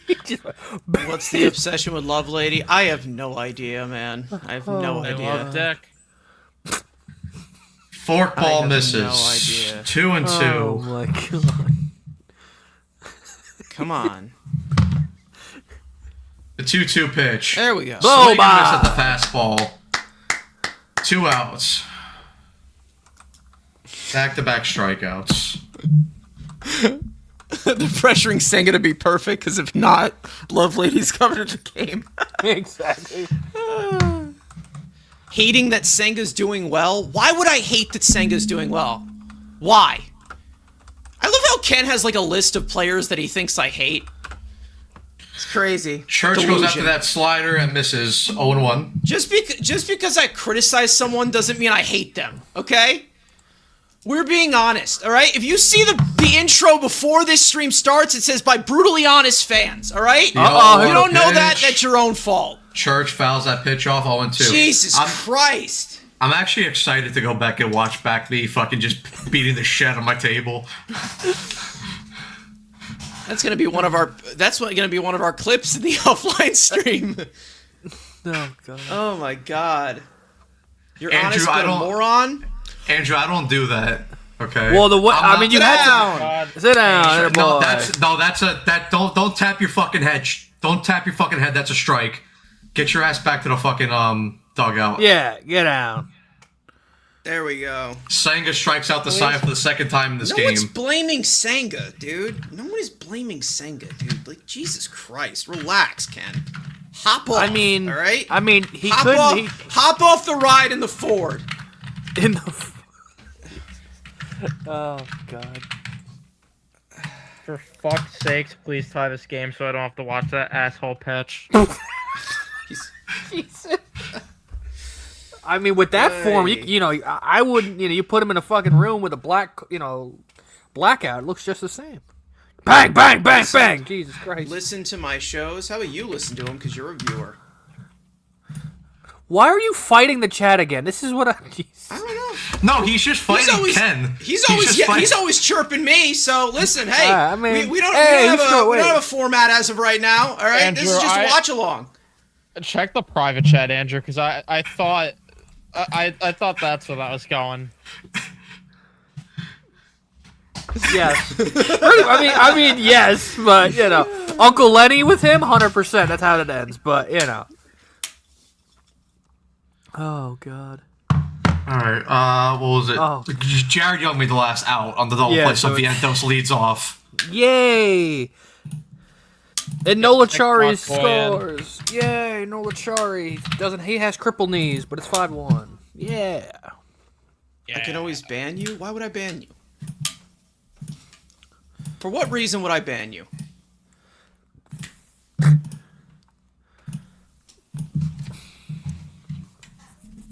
Oh, the Cardinals didn't score in the 6th inning. I should put that down.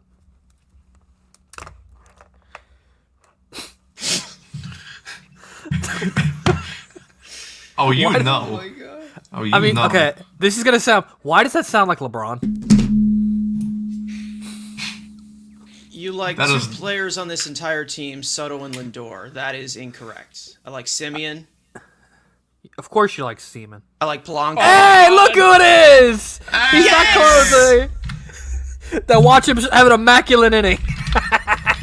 Static, yeah! Stanek at the disco in for the pitching for the Cardinals. Evan!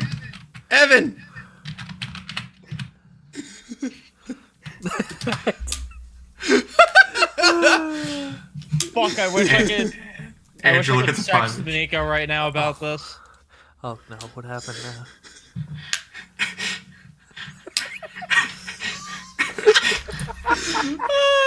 Oh my god! If this ever gets leaked, we're going to jail. But fuck it, why not? Have fun. It's Brett Beatty pinch hitting for Mark Vientos. Oh god! And he swings and misses at the fast. All right. Got power. Give me historical date.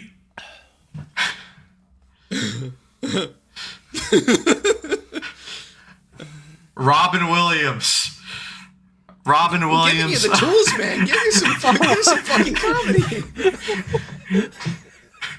God. Chat. Let us know if you want us to watch. 3 runs minimum. Yes, he does. Yeah, we should do a Ted watch along stream. Dude, chat. Let us know. We'll add it to the We're gonna make a Patreon. We'll watch Ted together. You sure? And you guys want that? 100%. God knows. Did you know? I just finished the first season today. There you go. Yeah, Helsley does have 2 saves already. Yeah. Yeah, he got. I wonder why. Yeah. Whoopsie. He got away Whoopsie. from inappropriate touching. Hefty poo, he would Whoops. never. All right, here's the 1-2 pitch. Beatty lays off that splitter. Low, 2-2. Come on, Brett. And then Seaman Marcus and then Semien on deck. She want to go viral. I like Robert too. I like him. I like Carson Benj. I like Clay Holmes. I like Carson him. from the chat, right? Yeah. Here's the 2-2 pitch to Beatty, and he grounds that ball, fielded No cleanly by crumble cookie for Burleson. you. Over to first, 1 out. No Bean belly brown rubs, no balls. crumble. You wanna go viral? We f***ing for hours. Got power.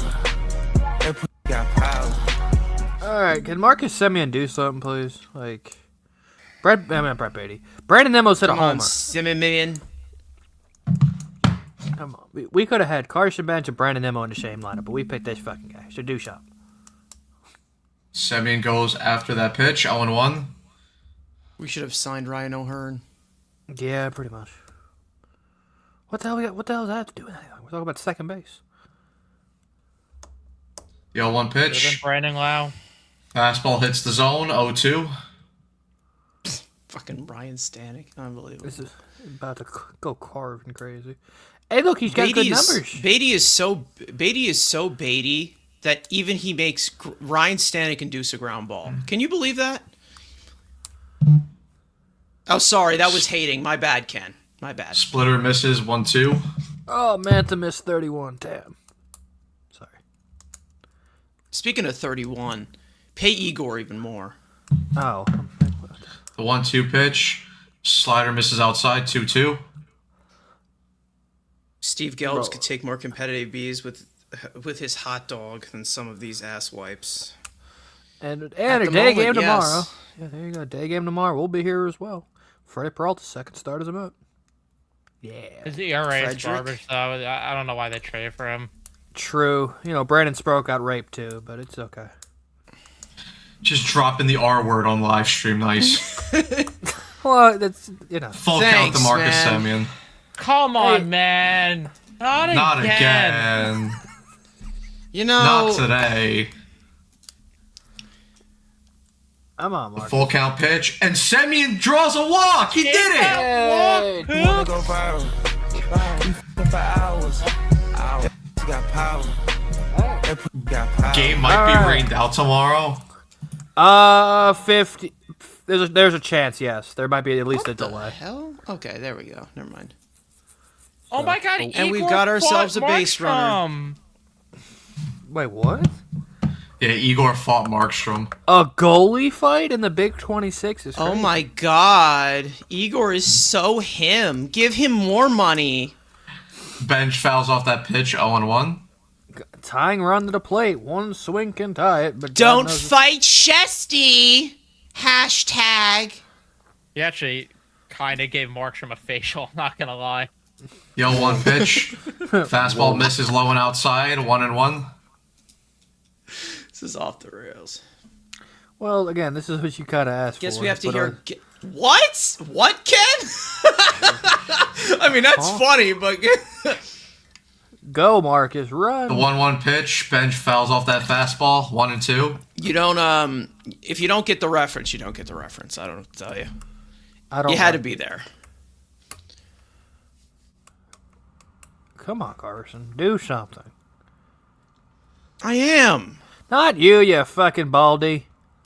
The 1-2 pitch, and Ben swings it, and foul steps into the glove of Ferreira. 2 outs. See, he had the good grace to strike out. Brett Beatty pounded it into the ground. I think Alvarez should come to this game. You could pinch it out here. Oh, and there we go. Alvarez will be pinch hitting here. All right. Yes.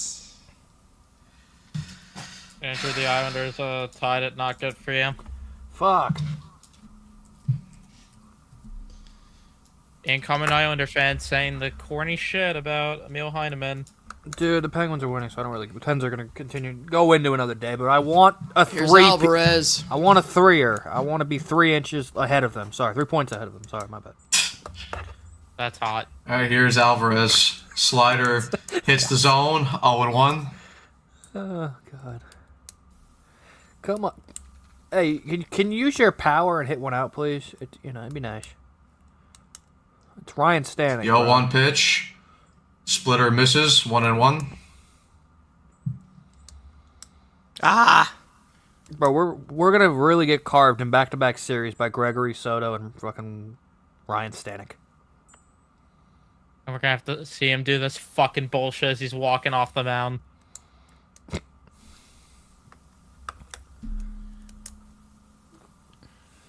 The 1-1 pitch. Slider misses high. 2-1. Good take. Come on, Alvy. Lindor on deck.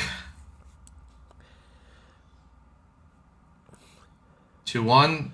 Terrible swing. Swings over that splitter. 2-2. Okay, so he's gonna leave Jarrett. Okay, I just realized something that doesn't really matter, but again, overmanaging by Carlos Mendoza, but that's a different discussion.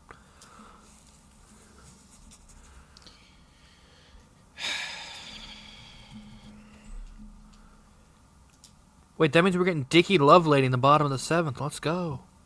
2-2. Alvarez takes that high fastball. Full count. 101 from Ryan Stanek. What the hell is that? Lindor Ryan on deck. Stanek. Come on, Alvy. B Pooks. The full count pitch, and Alvarez fouls that pitch off. Still 3-2. What? You were fucking. Ah!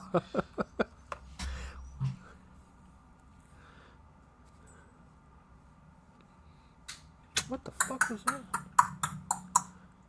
Come on, Alv. Come on, El Troll, 3-2. or whatever the hell they call you. And Alvarez swings. Will that go deep? That Kimball's carrying, but it will die at the wall. Fuck me Or at the warning sideways. track. And the Mets are unable to score. Meet the Mets. Welcome back to constant pain. They'll bend you over the pain. Whoa, sorry. Polanco and Taylor are the only ones left on the bench. Yep. Which And now you- Polanco, well, Should be a full day off, but fuck. And But also- I was gonna say, and No, also you've wasted no, I was gonna defensively. Well,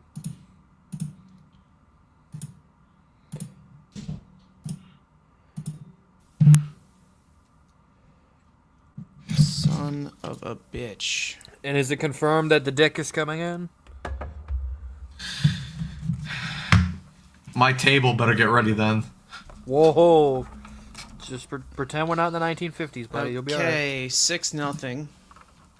6-0. What the hell's 6-0? It's about to be 6-0. Oh, okay. Just prepping us. Look, we're giving you the tools, buddy. Make some fucking comedy. Who are you talking to? Nice outing here for Senga. 6 I'm innings quoting, Andrew. pitched. Oh, I'm 4 hits, tired, bro. 2 I worked earned today. runs, 3 walks, 9 strikeouts. Not bad. And the velocity, for the most part, stayed throughout the start, which was good to see. It did. Mets didn't hit for shit, though. Yeah. Oh, they got the top of the order for the next inning. Well, that might not matter if fucking this dickhead doesn't keep the lead. Doesn't keep the score 2-0.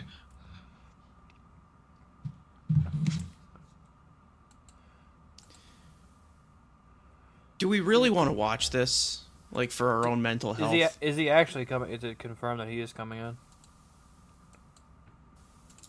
Urias, Scott, and The Weatherholt. lead again.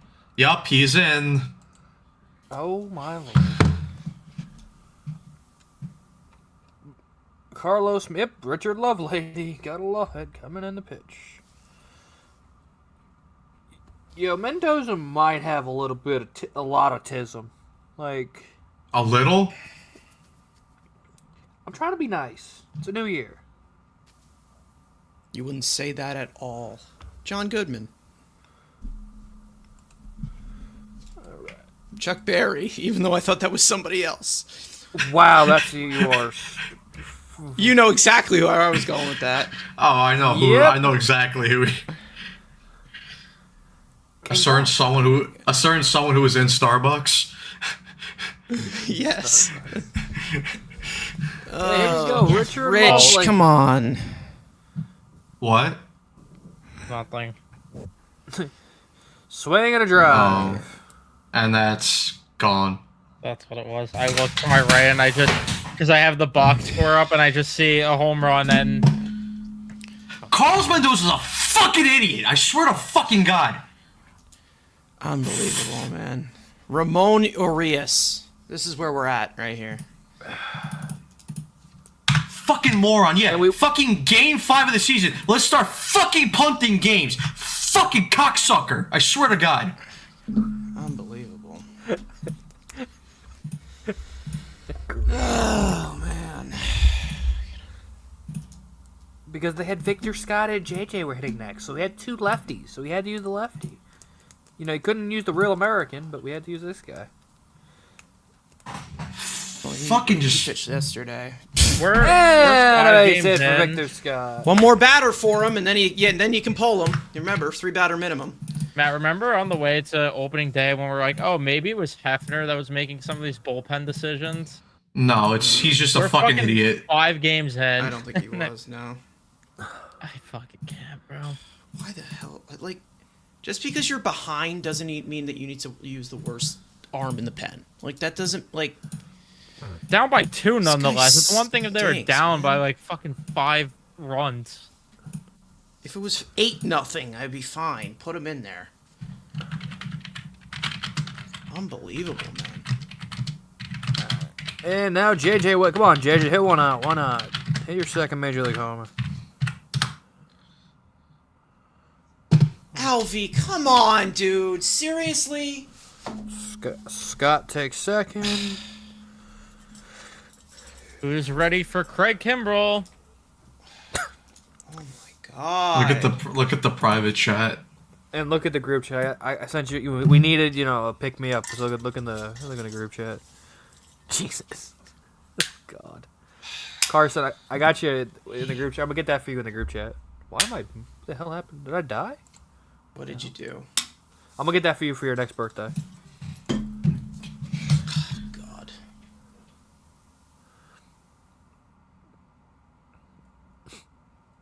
Fuck you.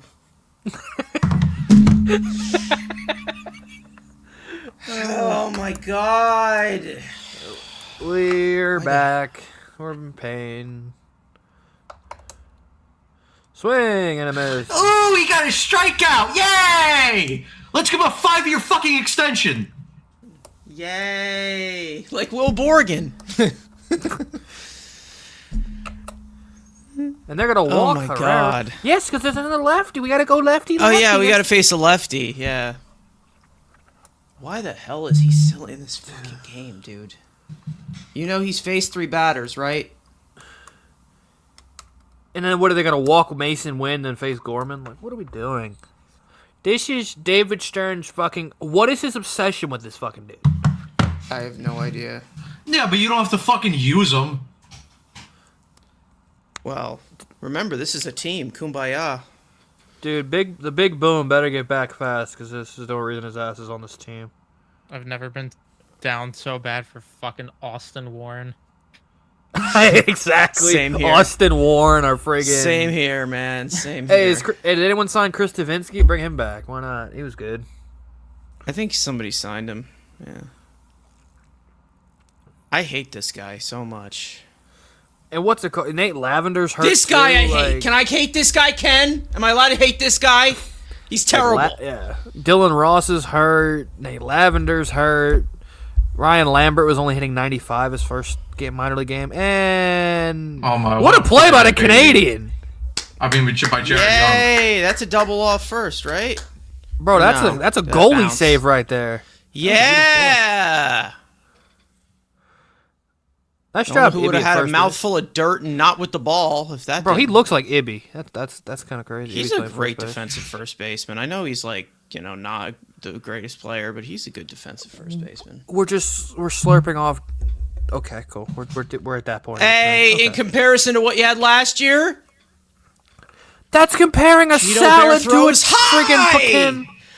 then Cheeto Bear throws high. Cheeto Bear was good at diving around like an idiot and looking like No, a he moron. wasn't. Just stop. He Please. belly flopped all over the place. Enough with the fan fiction. Oh my god. Enough with the fence. 1-0 pitch to Mason Wynn. And he's facing Pitch a righty, misses. so you know what that means. He's gonna poke one right over Lindor's head. It's gonna be 5-3 Cardinals. I hate Mendoza. He's such an asshole, I swear to God. And of course, the viewership has gone up. Well, hey, welcome to all of you that want all our pain and tears. Appreciate it. If you drop a like, please, if you're here for our torture. Hit the subscribe button. Do us a favor. I don't care if they lose games. You're gonna lose games, but don't do stupid shit. That's the thing that pisses me off the most. When you make stupid fucking decisions like that.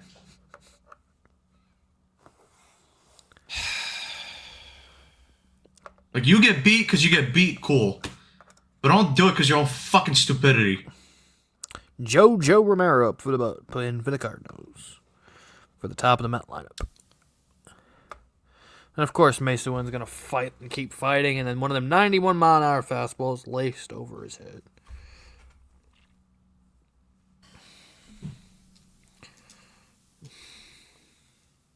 There's 18 comments. Holy shit! I'm so behind on the comments.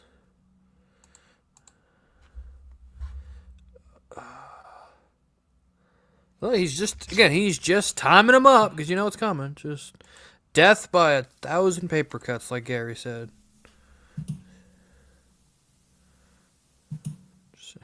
Cock lady, nice.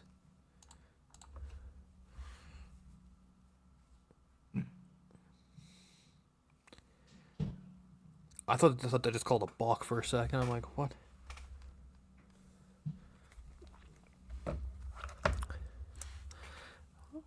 God, it's like a funeral. Everyone wants to. Braves die. lost to the A's. Langoliers' 4th homer of the season.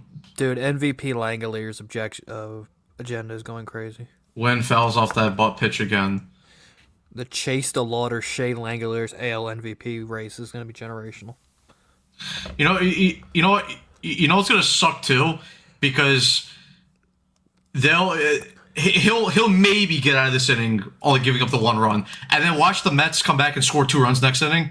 Oh, 100%. That's how it works. Yeah, I mean the top of the order's due up, so that probably will happen. And Nope.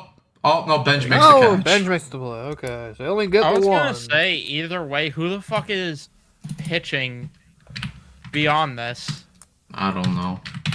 Luis Garcia. He's the one who had a day off yesterday. Oh fuck me. Weaver Garcia. Will probably be 8-9. Bro, just If bring they need the in ninth. Diaz, bro. God. Bro's got Diaz on his mind. That's crazy.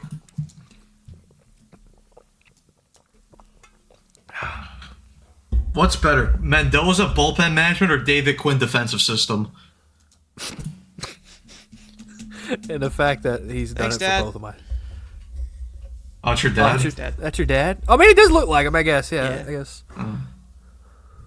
Yeah, it's I'm in the photo. I'm about to say, yeah. Look at that. Look at that cute little That's family me, I know. picture. That's the Look Carson at from that. the chat. That's- And I just smacked my knee onto my desk. Ow. Dude, what's with all this desk abuse tonight? Jesus, Matt wanted to just turn That it was into not an on- 1950s that was not movie. intentional. Usually it's all going to Matt's pillow. Exactly. Matt's pillow. God. Oh God. Hashtag Matt's pillow. Hashtag chat. Put that. Get that trending in the chat. Hashtag Matt's pillow. You know, we'll make some Mets Weekly Matt pillows. Oh God. All right, top of the lineup. So we'll see if we can get something going. Trying to be positive, but you know, yay.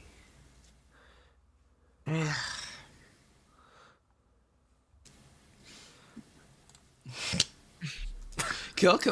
Nice. Cool. Nice. Oh, But now whoops. But now the $1 million question: what does your dad think about Jeff McNeil? What's been his first impressions? He loves everyone that I hate, so. Oh, so he's like most of us. Cool. Cool.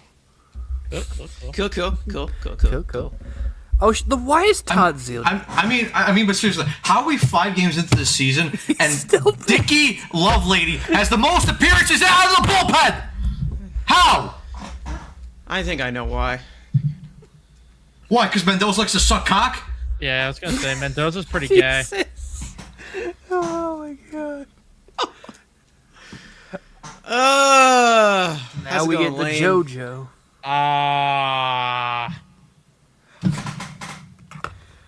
This is just ridiculous, man. Lindor up, 1-1 count.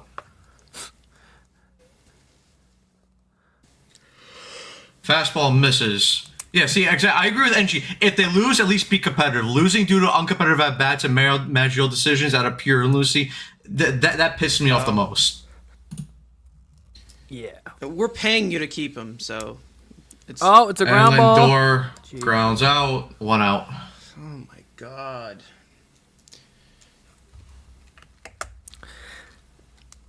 And then look, they played 9:30 on Thursday. What the hell? And then they go home for the second homestand. my What a random ass start to the season. 2 American League, National League Central teams, then the gotta Giants, play every team D-bags, and the A's. I hate it, bro. I miss those 20 games against the Marlins. Here's Juan Soto up. Slider misses away, 1-0. I was waiting for someone to say, "What do you like getting?" Yeah, okay, nope. Cool. Come on, This stream is so getting demonetized. What do you mean, brother? That's not a strike. Slider at the knees, 1-1. Matt, It how do can't you be- feel about?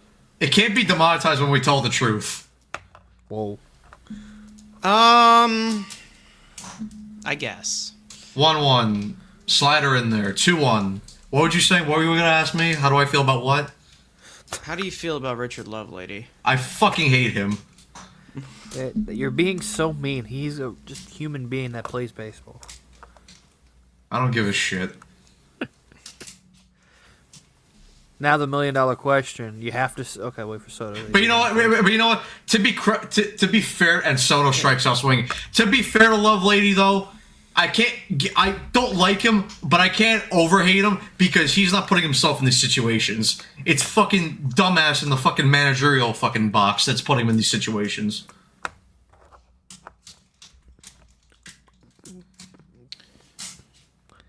Cool. All right. Bo. Shut up. Cool. Strike. Sinker Dude, hits the zone. Dude, we're getting bent Oh. over by the Cardinals, dude. What the hell?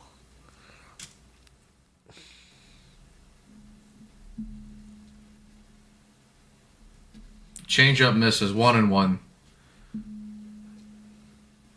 I think Matt, you just need to smile. I think you just need to, get out all that negative energy and just give a little No. smile. You need to giggle. Exactly. Change the up world needs misses, more 2-1. It is funny that I am the adult. You of the need to crew. giggle and then also tweet out Evan's birthday. Exactly. Oh my god. It's like I find this because like I'm the adult of this group, and it's like I'm 2-1. straight. Slider hits the zone. 2-2. It's like I used to be like Matt, angry, and Nick No Lovelady's one going for warming up more. in the bullpen. He's going for more. Oh my god. More dick. Nice, man. Oh man. Yay! I can't. Nice Red Bull towel. Nice shirt. Cool. Bichette lines that. Could be fielded cleanly. Pearl steps on first. Inning over. Oy.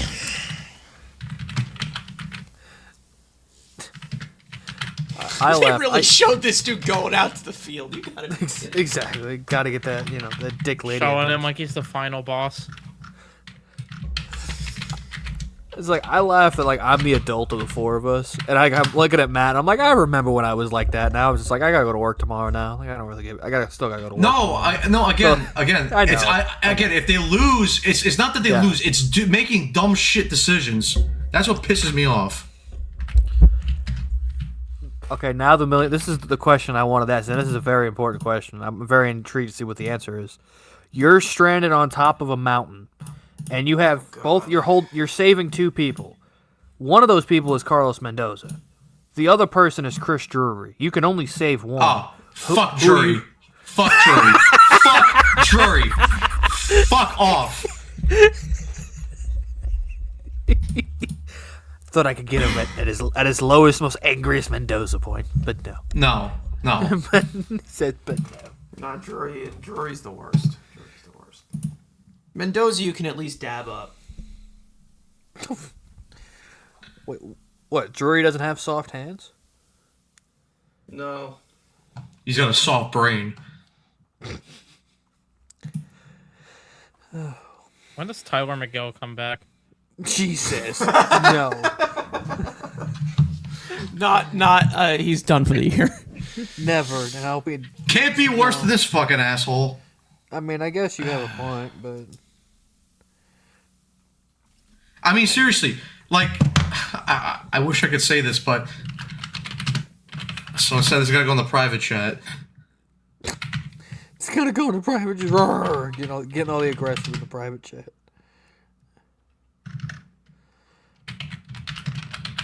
Evan's gonna like this one. Oh, we're gonna like it? Yeah, you will. Is it because of the reference that I'll like it? Yes. Ooh.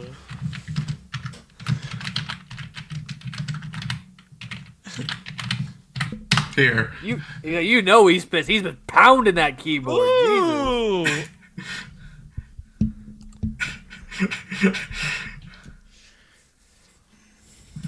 Whoa. They just swap places. Bro, I thought that said Shrek for a second. Shrek would be better than Dickie Lovelady. Shrek would have a mean heater, bro. Dude, you know. Diddy reference. And he'd have that spit. Ooh. You know he would throw a spitball with that fucking earwax on the ball. Like, Jesus. Oh God. What a reference. I like it. Now that's another way we have to figure out. We figured out Clifford. What about Shrek? But Shrek's a normal, like, is slightly bigger than average person. So Yeah, but he's an ogre. But he's not like a giant ogre. He's like, what? Save it for 8 later. feet Save it Dude. for later. We'll figure it out. tall? Dude. Hey, he got A a strikeout! and he got excited. He's like, yeah, I got a strikeout. What the hell, man? We got another goalie fight. There you go. Let's see this Cheeto Bear homer. Oh my God, he pulled an inside fastball. Oh my God. Majestic. What's going on, Turbo?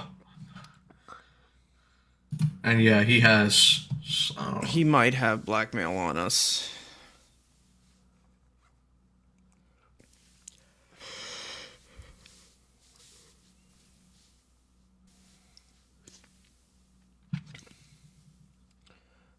Richard Lovelady warming up in the bullpen. Dude, somebody get the Dairy Queen order ready, because at this point, we got to get rid of him. That's the only way we're getting rid of him.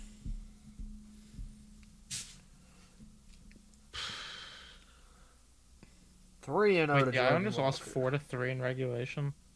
Don't get me excited. Evan, do not tease me like this. They scored with the Islanders scored with 1 second left. The Islanders or the Sabres? The Islanders did, but it was already 4-2. Everything goes right for him. Everything goes right for this guy. It's unbelievable. Never a tough day. Never a tough day. What a majestic Sabres, bro. What a wagon the Buffalo Sabres are. What a wagon. Jordan Walker lines that field, cleaned by Lindor over the first 2 outs. Nice, Lindor.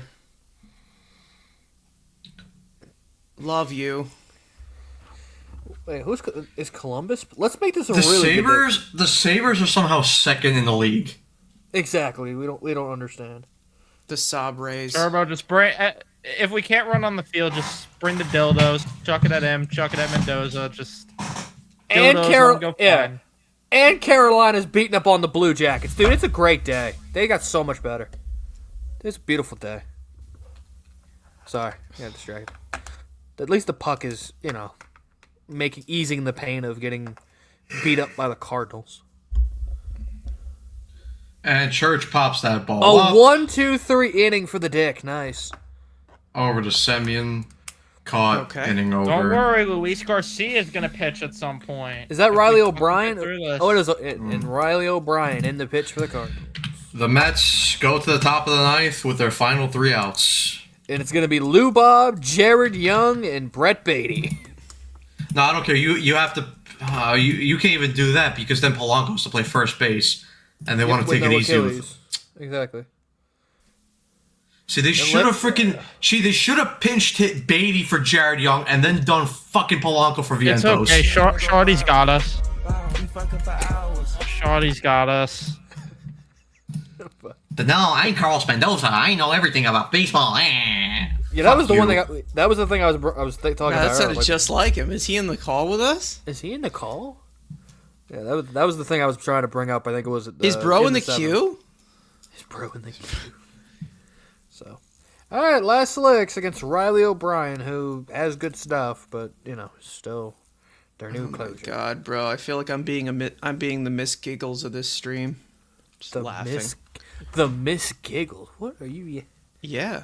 You think Vientos sees the end? Yeah. No, I hope not. Just. I don't think. No, I don't think so. Dude, I hope Tommy Pham gets called up and just does Taekwondo on Mark Vientos. We never. Yeah, I hope he slays. All right. Slay King. We need a real dog here. We need a real dingus here. We need a guy that wants the belly rubs every day of the year, not partial rub. Get Hayden Center up here. Run 3 catchers. I don't care. Run 3 catchers. Get Ben Royvet up here. Ben Royvet. Jesus. It's the fucking poverty. And the fact that we have that much catcher depth is fucking funny. Oh god. No, get me Christian Pache actually.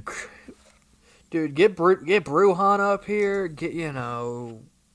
Just let the sock man play on one leg. I mean, listen, if he goes to Colorado and he figures it out, good for him. But have fun. He could barely breathe up there. It'll be all right.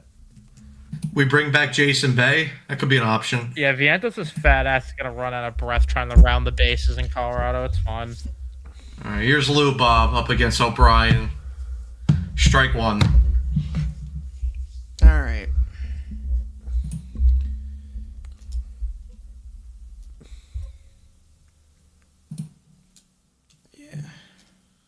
Fastball misses 1-1. Oh, slider. Sorry. Come on, Lou Bob. All right. Luis Rober. 1-1 pitch. Takes that fastball up and away. hot. 2-1. That take was hot. We need some base runners. Take it all. Come on, Lou Bob.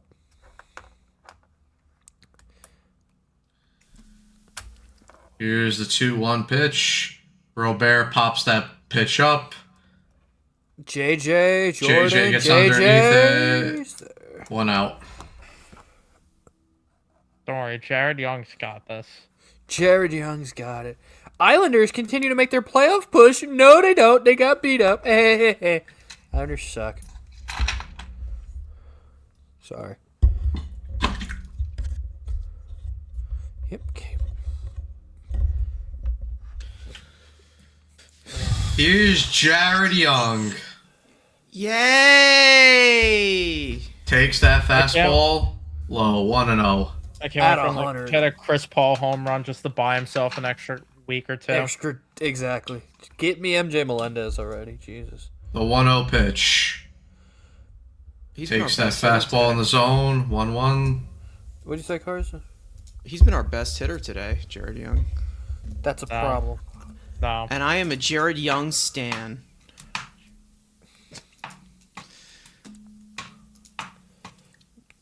They only literally have, what, 3 hits, 4 hits? 3 hits. The 1-1. Fouls off that slider, 1-2. Oh, yeah, I guess it does say it then to my big ass right. Sorry. I have the game covering the main screen. I'm just watching the vertical. Oh, cute. That's such a riveting story of yours. Well, sorry, this game is, drier than my, 1-2. Fouls off that slider again.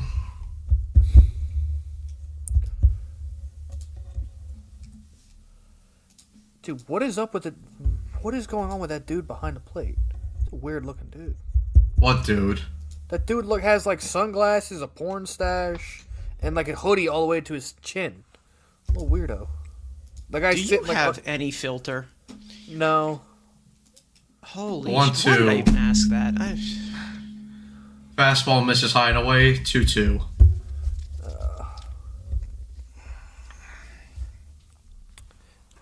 On the run.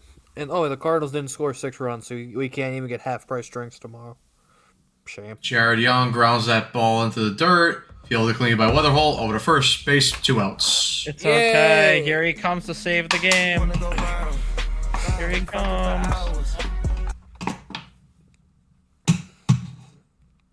And he pitch hits Tyrone Taylor.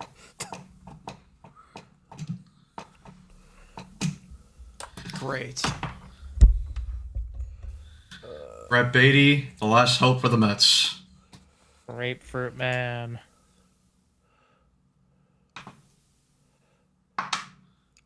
First pitch, and he grounds that ball into the dirt. Fielded cleanly over to first base.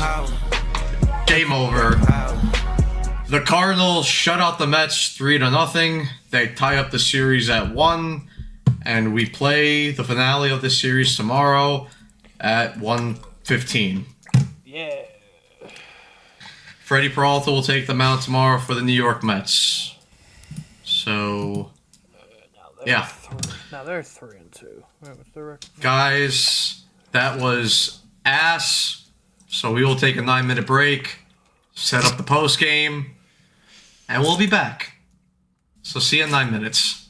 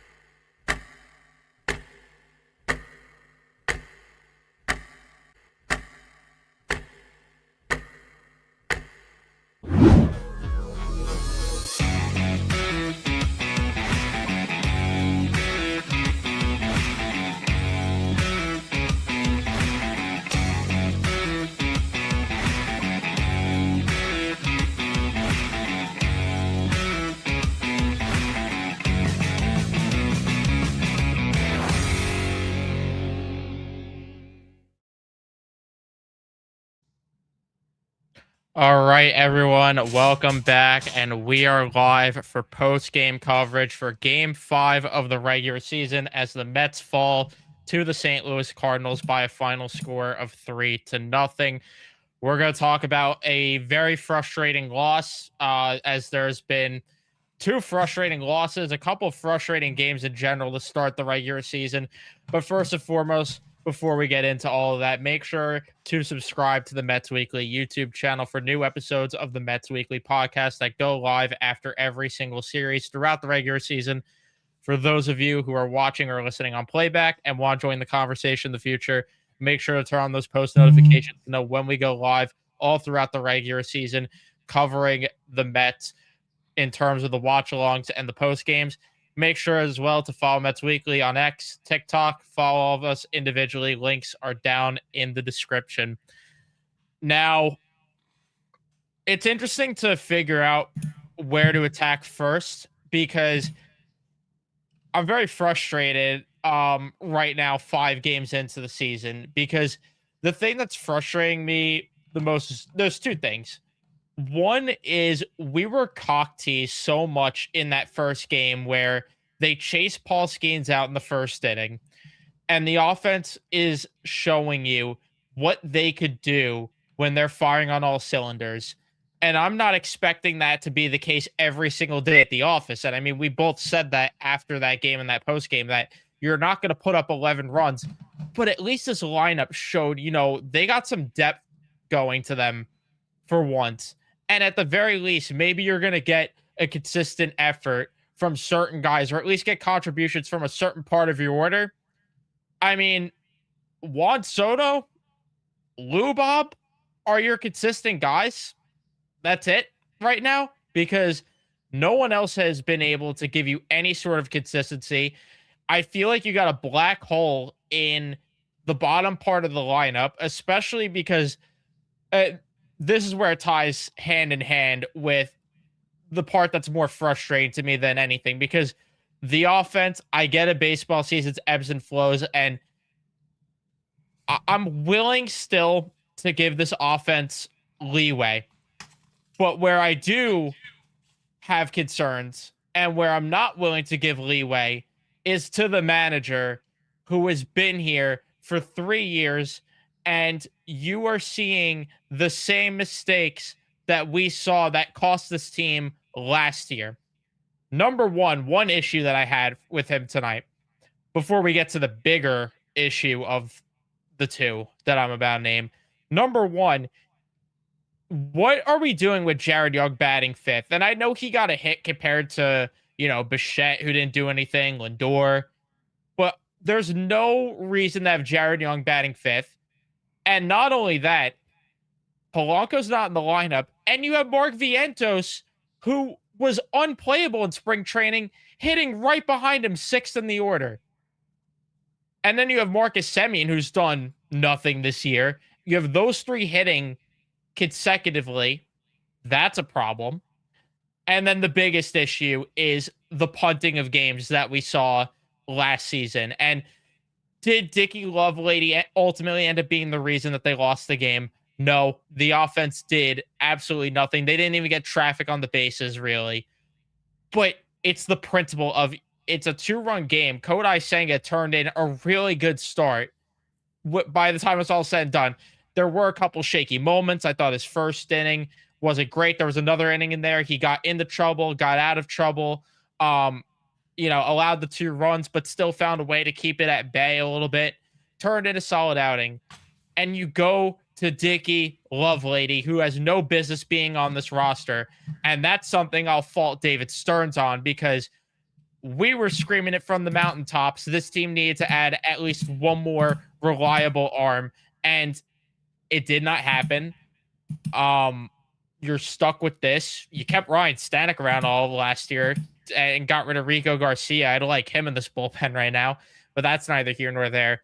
But the manager is really where I'm focusing my frustration the most tonight, because, again, the offense, even though I'm frustrated as all hell that we haven't seen them click the way we need to in 4 out of the 5 games to start the year, I'm willing to give them a little bit of a runway because, not to sound like the players in the room last year, but it is a different mix. And I'm going to say they have individual talent in this lineup. Again, we will see if it gels, and if this is a problem in a month or two, then we'll start to be talking about that being a concern. But for right now, I'll give them runway.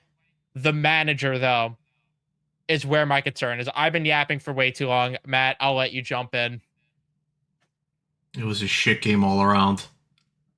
I mean, listen, every aspect of this team had played a part in this loss. I mean, saying Senga played a huge part in this loss kind of, sucks for him. Listen, did he have the rough third inning? Yes. Did he give up the 2 runs? Yes. But I can't give a huge amount of blame to Senga because at the end of the day, if you told me going into this game he was going to give you 6 innings and only give up 2 runs, I think we all would have taken that. You would have taken that. I would have taken that.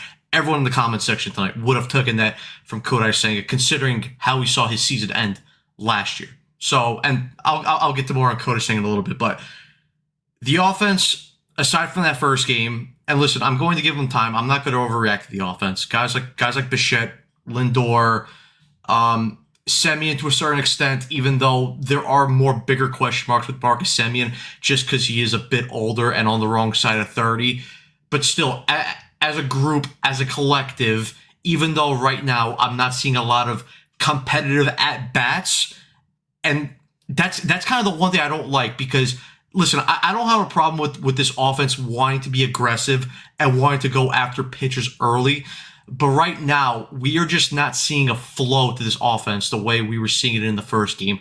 Way too many first pitch swinging and way too many ground balls, which, again, with Albert and Snitker coming in, we know that they're more pull heavy. We know that they're more put the ball in the air heavy. And I get that's not going to change overnight because it takes time to implement the philosophy. So I'm not going to get over the top on the offense, but they do need to take responsibility because aside from that first game, they really have not been playing well. And I mean, listen, we get onto them for a lot of runners in scoring position failure so far, and even that carries over back from last year. But even today, I mean, listen, they only went 0 for 4 with runners in scoring position, and they only left 6 men on base. So it's not like they were even getting a lot of guys into position to score. And then when they were, you had a guy like Jared Young, which I can't really fault him completely on that. It's a hard hit ball right to Mason Wynn, and Mason Wynn makes the catch and doubles up Bobichette at first base. So that's one of those things where it's it sucks. It's baseball. It's one of those results things. But at the end of the day, you cannot have only 1 to 2 situations where you have a chance to drive in runners. This offense, and I'm not saying every inning you need to put 2 guys on base, but we need to see a lot more consistent ABs, and we need to see a lot more of a better and more of a flow to the approach, because right now we're just not seeing it right now. So, but like I said, with the offense, I'm willing to give them more time because it's a new group, and I think they deserve that time to at least settle in and find their identity as a lineup. However, though, like you pointed out, the one guy that doesn't deserve any time and doesn't deserve any leeway, Carlos Mendoza. Because, Mendy, this is your 3rd year managing this team. And you are making and again, it's early, but you are making the same mistakes that we criticized you last year of doing. And last year, you at least had the excuse of the bullpen not being good. We didn't really give him that excuse because his bullpen decisions were still out of this world crazy. But you can at least say, okay, the bullpen was not, deep enough. This bullpen, while on paper it's not the best bullpen in baseball, you at least have decent names in this bullpen. And we're 5 games into this regular season. Someone please tell me how Richard Lovelady has the most appearances out of the bullpen. He has 3 appearances in 5 games. Tell me how that's possible. Again, I get that they played 2 extra inning games, but how? I mean, how is this possible that Richard Lovelady is having 3 bullpen appearances in 5 games? It makes absolutely no sense. And like you said, was Richard Lovelady the main reason why they lost this game? No, he wasn't, because the offense did not show up. But again, it's the principle. It's the philosophy. You shouldn't be punting games 5 games into the year. And I get it. There's a day game tomorrow. Sure, you can make that excuse, but I'm sorry. You got a guy like Brazoban. I'm pretty sure the last outing Brazoban had, he only threw like 6 pitches. The guy's rested. Use him. I'm not saying run him to the ground like last year, but use him. Devin Williams, he's only been used twice. Use him. Brooks Raley, I don't understand why we can't use him back-to-back days right now, but sure, whatever. At this point, I don't understand Mendoza's obsession with shitty bullpen arms, because he did the same thing with Ryan Stanek last year that he's doing with Richard Lovelady right now. And again, I get that the offense wasn't doing anything, but you're down 2-0. Like, are you telling me that looking to this lineup, you can't at least have some hope and some trust in them that they could be able, to scratch a couple runs like in the 8th or 9th inning? I mean, seriously, like, listen, I get it, and this is another thing that I didn't like with the lineup. Why are we batting Jared Young and Mark Vientos 5-6 back-to-back? Like, listen, I get Jared Young had an RBI yesterday, but you shouldn't be you shouldn't be relying on Jared Young to give you consistent offensive production day in, day out. Like, that should not be happening. Mark Vientos, you want to give him a game? Fine. He's going to have to play because he's on this roster. But why are you hitting those two back-to-back? Why not move up a guy like Carson Bench? Maybe break them up, give someone, give a bit of a cushion there. And then the other thing I didn't like, because later in the game, because Jorge Polanco didn't start this game either, which I don't have a problem with either, because Polanco played the first 4 games, so he's going to need some rest. And I get it, he's had the Achilles issue right now, the soreness in the Achilles. But tell me, if you're losing in a game, you have Polanco's bat off the bench as a weapon, and you know he can only DH. So please tell me, why are you pinch hitting Beatty for Vientos instead of for Jared Young when you know Beatty can slot into first base, and then if you need to later in the game, you can DH Polanco for Vientos so he doesn't have to play defense in the field? Like, the decision making and the whole blueprint of how Mendoza attacks these games, they just make no sense to me. And again, I'm not in the room. I'm not listening. Maybe he has a reasoning that it makes sense on paper, but the execution is not happening. But I have no faith in this guy right now. He's lost. He's completely lost.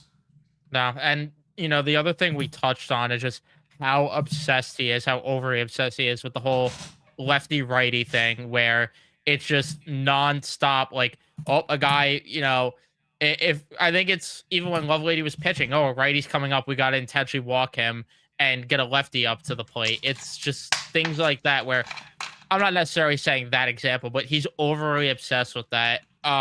That's another big problem. Like you said, the Polanco thing problem. And then you could even date it back, because you brought up Brazoban.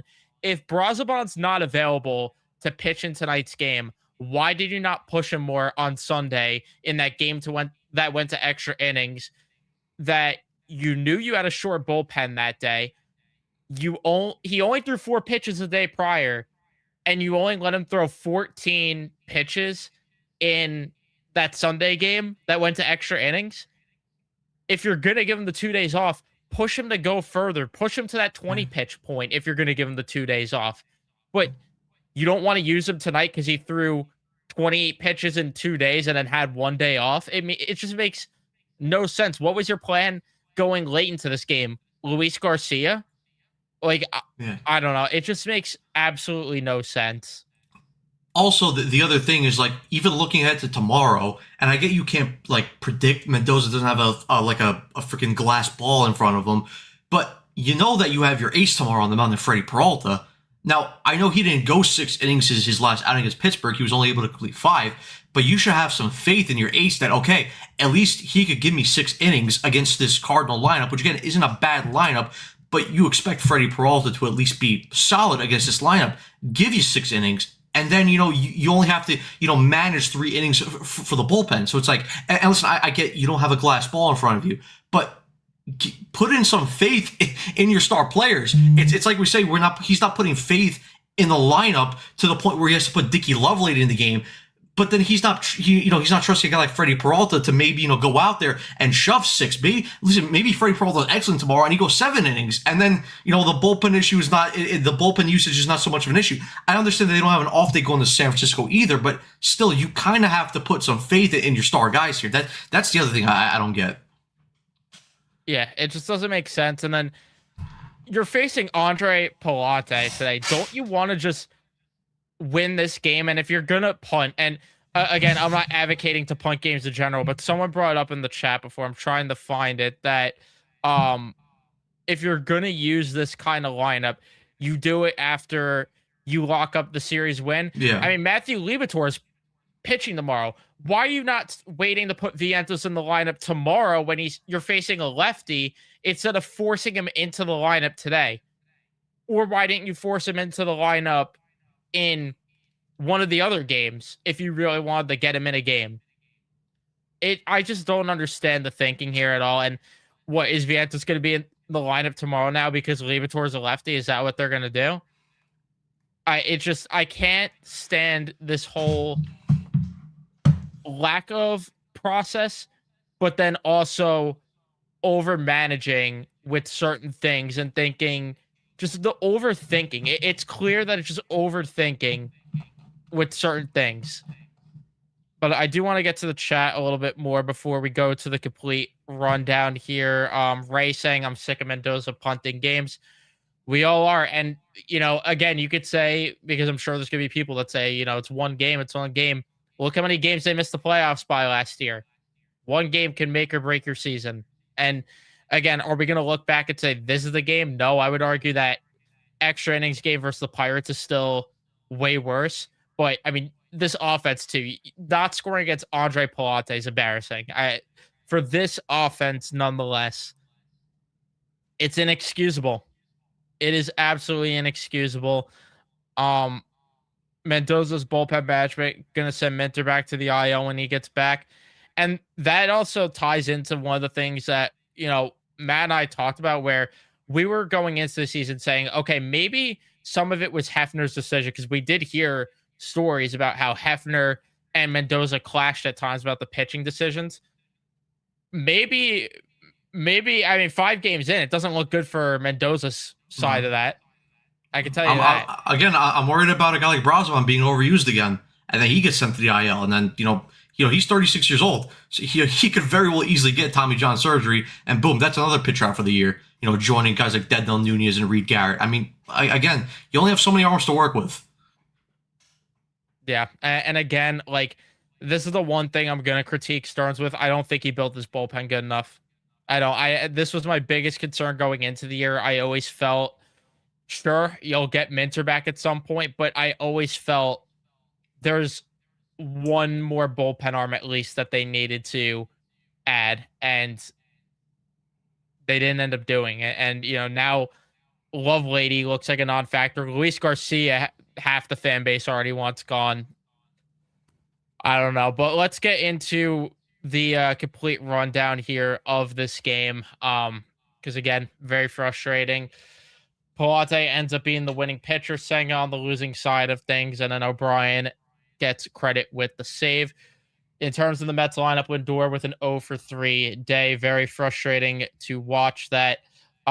He did have a walk. Soto going 2-for-4 again. He's been the only one that's been consistent in this lineup. He had a leadoff double at one point that got absolutely wasted. Bo Bichette goes 0-for-3. Did have a big walk, and you thought maybe a rally would be going. And then Lou Bob, unfortunately, going 0-for-3 with a walk. I'm not ready to kill him because he's been one of the only consistent hitters in this lineup to where it's going to happen. Jared Young goes 1-for-4. Mark Vientos goes 0-for-2. Brett Beatty ended up pinch hitting for him, going 0-for-2 as well. Marcus Semien, another just horrible day at the plate, 0-for-2 with a walk.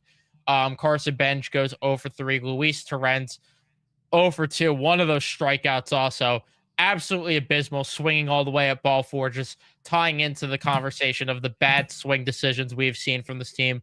And then Francisco Alvarez goes 0-for-1 in his one plate appearance. For the Cardinals side of things, JJ Weatherholt goes 2-for-4. Ivan Herrera goes 1-for-2. Alec Burleson goes 0-for-2. Mason Wynn goes 0 for 4. Gorman 0 for 4. Jordan Walker 0 for 4.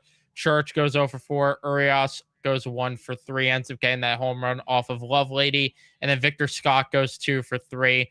In terms of the pitching lines, Kodai Senga in 6 innings of work gives up 4 hits, 2 earned runs, 3 walks, gets 9 strikeouts, giving you 92 pitches, which was, again, good volume that you needed there. And then Dickie Lovelady comes in, gives 2 innings, allows 2 hits, 1 earned run, 1 walk, gets 2 strikeouts on 29 pitches.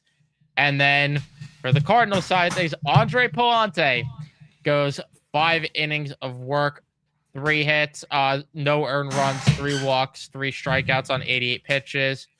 Who the fuck is Grasoffa? Whatever the fuck this guy's name is. Goes an inning, scoreless, 3 pitches, whatever. Ryan Stanek gets his revenge on 22 pitches in an inning, clean inning. Romero has a clean inning, 13 pitches. O'Brien barely breaks a sweat, 11 pitches. Unacceptable. Again, that pitching staff should not be torching you, especially Palante, the way he did. This is very true that it's similar to what we saw with 5 through 9 from last year. And it's similar to what we saw from last year in general with towards the end of the year, especially when Juan Soto was the only one doing anything for this offense and no one else doing anything. No, I'm sorry. Again, you can't. I know it's early. You can't have Vientos and Jared Young as your 5-6 as your middle part of the order. I mean, come on, what are we doing? Like opening day, our middle part of the order was Polanco and Robert. Like, that's actual depth, not Vientos. Ooh, he had one good year in 2024, hit a lot of home runs, and Jared Young, a freaking career journeyman who played for Canada in the WBC. Like, come on, give me a break. Like you're not seeing the Dodgers put out Jared Young and Mark Vientos in the middle of the order.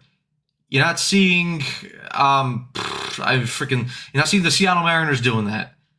You're not seeing the Blue Jays do that. You can't be doing that. I'm sorry. You want to have them you want to have both of them in the line because they have to play. Fine, separate them.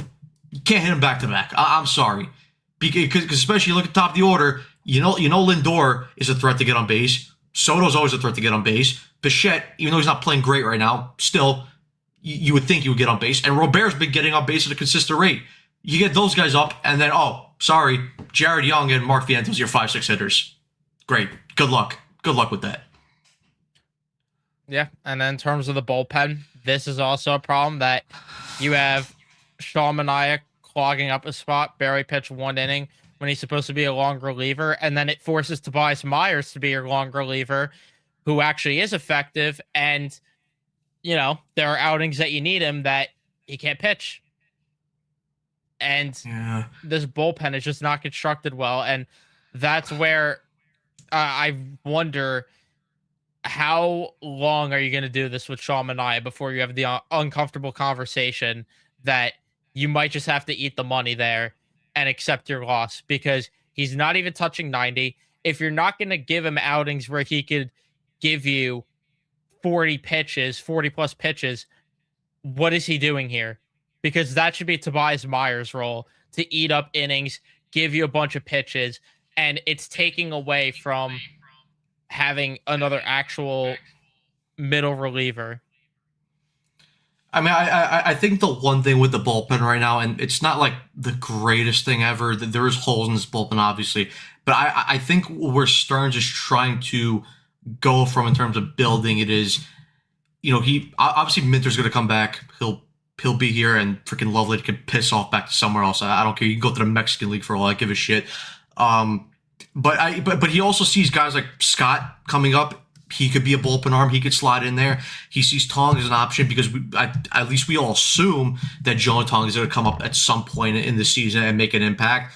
You got Dylan Ross. You got Ryan Lambert. I just think Stearns looks at the farm system and sees some of the younger guys coming through and seeing that, okay, like they're eventually this season going to come in and make an impact. So again, and like with major league deals, it's like, how many major league deals to bullpen arms do you want to give out when you know that some of these guys are eventually going to come up and make an impact? I know it's not a guarantee because you come to the major leagues, it's a different ball game, but still, like, for the example with Scott and Tong, we've seen him in Milwaukee do it with Corbin Burns and Brandon Woodruff, where they come up and they're used out of the bullpen immediately, and then they're built up to starter roles. And then, that's not even, factoring in the fact that you have arms like Lambert and Ross. And Stearns has said multiple times, we've said it on the podcast before, that bullpens, are fickle. They're going to change throughout the year. So again, as of right now, it's not a great bullpen, but you'd hope that some of these guys, not counting Minter, obviously he's going to come back, he's going to have an impact, but you hope some of the younger guys coming through, they'll eventually come up and make some kind of impact, because I can't watch Dicky Lovelady anymore. And Luis Garcia has been shaky. Do I maybe give him a little bit more of a leash, because we saw how shit Dicky Lovelady was last year, to the point where I have absolutely zero faith in him? Sure, but even still, his leash is not long at all.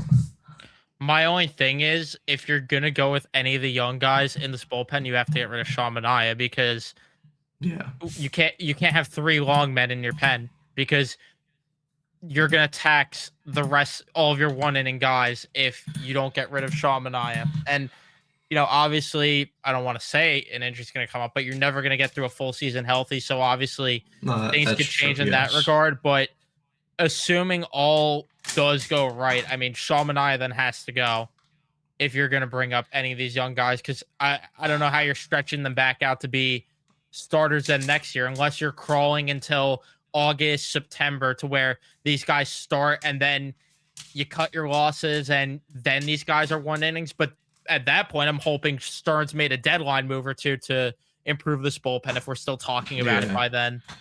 Yeah, I mean, obviously, listen, there is the deadline still. There is, random waiver wire pickups that this team could, this team could make. I mean, listen, they picked up a guy like Rico Garcia last year, and he was excellent. Why he's not on the roster right now, and why he was chosen multiple times, or why Stanek was chosen multiple times over him, I have no idea, because Rico Garcia is actually a freaking serviceable, bullpen arm in the major leagues. I mean, he's pitching really well right now for the Baltimore Orioles. The other thing about Manaea is, and I'm kind of starting to think about it, if this starts to snowball and the velo doesn't improve at all, obviously there is the route they could DFA him. What if they just convert him into a one-inning reliever? It's an expensive reliever. $25 million for a guy that can't touch 90 on his fastball is a lot, but we know that Manaea at least has a 4 to 5 pitch repertoire mix with his in his arsenal. So maybe they could go down that route. Again, I don't know how favorable that is, but it's an option. Again, I don't know. We'll see what they decide to do with him. I just don't envision them getting quality outs if they go with him being a one-inning guy. I mean, something's going to have to give in that regard. At the very least, though, they got to start the Syracuse bus and get someone up here for Richard Lovelady, because I can't do this with him anymore. No. Give me Austin Warren, like I said during the live stream, because I really cannot do this anymore with the Lovelady. No, I can't. But I don't know if you have anything else you want to touch on from this game.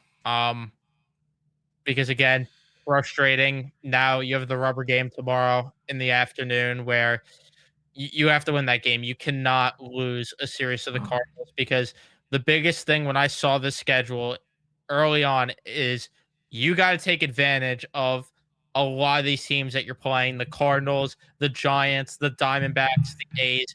These are teams that you should be beating, and there's no excuse here. Yeah, I mean, before I go into the 1 point I want to bring up, you have to win the series tomorrow. There's no excuse. Going from these first 6 games, I would have liked them to go 5-1. You win 2 series, you sweep 1. Obviously, that's not the case now, even though looking at it, they should have swept Pittsburgh, and they should be beating a team like the Cardinals. But okay, fine. You win 2 series, you go 4-2 before you head out to San Francisco. I'll take that. The one positive, though, I'll say, I do like the fact that Senga's velocity looks like it's at least legit for now after one start. We saw it in spring training, but I like the fact that, I mean, listen, he had 9 strikeouts today. I mean, that's, again, I know it's the Cardinals lineup. It's not the most impressive lineup in Major League Baseball, but they have some decent, young hitters and some decent veterans in that lineup too. So, and he was, and because typically we know Senga is the guy, like, and I brought this up on the watch long before you guys came up, but typically Senga has always been a guy where it's like his put away pitch, he's going through a ghost fork. But it's nice to see him now incorporate that 98, 99 mile an hour fastball in terms of a put away pitch, because like I said, you come up against better lineups, they're going to know, okay, here's what he's going to do with the put away pitch. And I know the forkball is a decent pitch, but if you keep throwing it over and over and over again, eventually lineups are going to, wake up and adjust to you. And we saw that last year. At least now he has 2 weapons that he could like flip flop and utilize as put away pitches. And he was generating a ton of swing and misses on that fastball. I mean, like on Baseball Savant right now, I mean, the yearly average on his fastball is 94.7, and the average today was 97.4. So a 2.7 mile an hour tick increase on the fastball. That's really good. And then like I said, he was 7 for 23 on whiffs on his 4-seamer, and he got majority of his strikeouts on that 4-seamer. So that's at least nice to see. The cutter was decent. The forkball was hit or miss. He was struggling a lot with his forkball command early in the game, especially that first inning. He struggled with it. The third inning where you get the 2 runs, he wasn't great, and then the 5th inning where he kind of battled a little bit too. He struggled there, but the second, the fourth, the second, the fourth, and the 6th inning, I mean, he was incredible. I mean, the second and the 4th inning, he got 1, 2, 3 innings, and he struck out the side of both of them. So at least there's progress with Senga. Obviously, the main thing is the durability, because if he's not going to stay healthy, then it doesn't matter if you're putting, 98, 99 mile an hour in your fastball if you can't stay healthy. So at least for tonight, positive signs. We'll see what happens in his next start. Yeah, the durability and the command just simply needs to be a lot better, or not better, but it just needs to continue is what I mean, and not overthinking his mechanics like he usually does if things go wrong. That's all that I ask for. But yeah, I think we touched upon pretty much everything in this episode here. So thank you everyone for tuning in and watching. Remember to subscribe to the Mets Weekly YouTube channel for new episodes of the podcast after every single series. Again, series finales coming up, so new episodes soon. For those of you that are watching on playback and want to join the conversation in the future, remember to turn on those post notifications. Make sure to follow Mets Weekly on X, TikTok. Follow all of us individually. And yeah, we'll see you guys in tomorrow's watch along. Have a good night.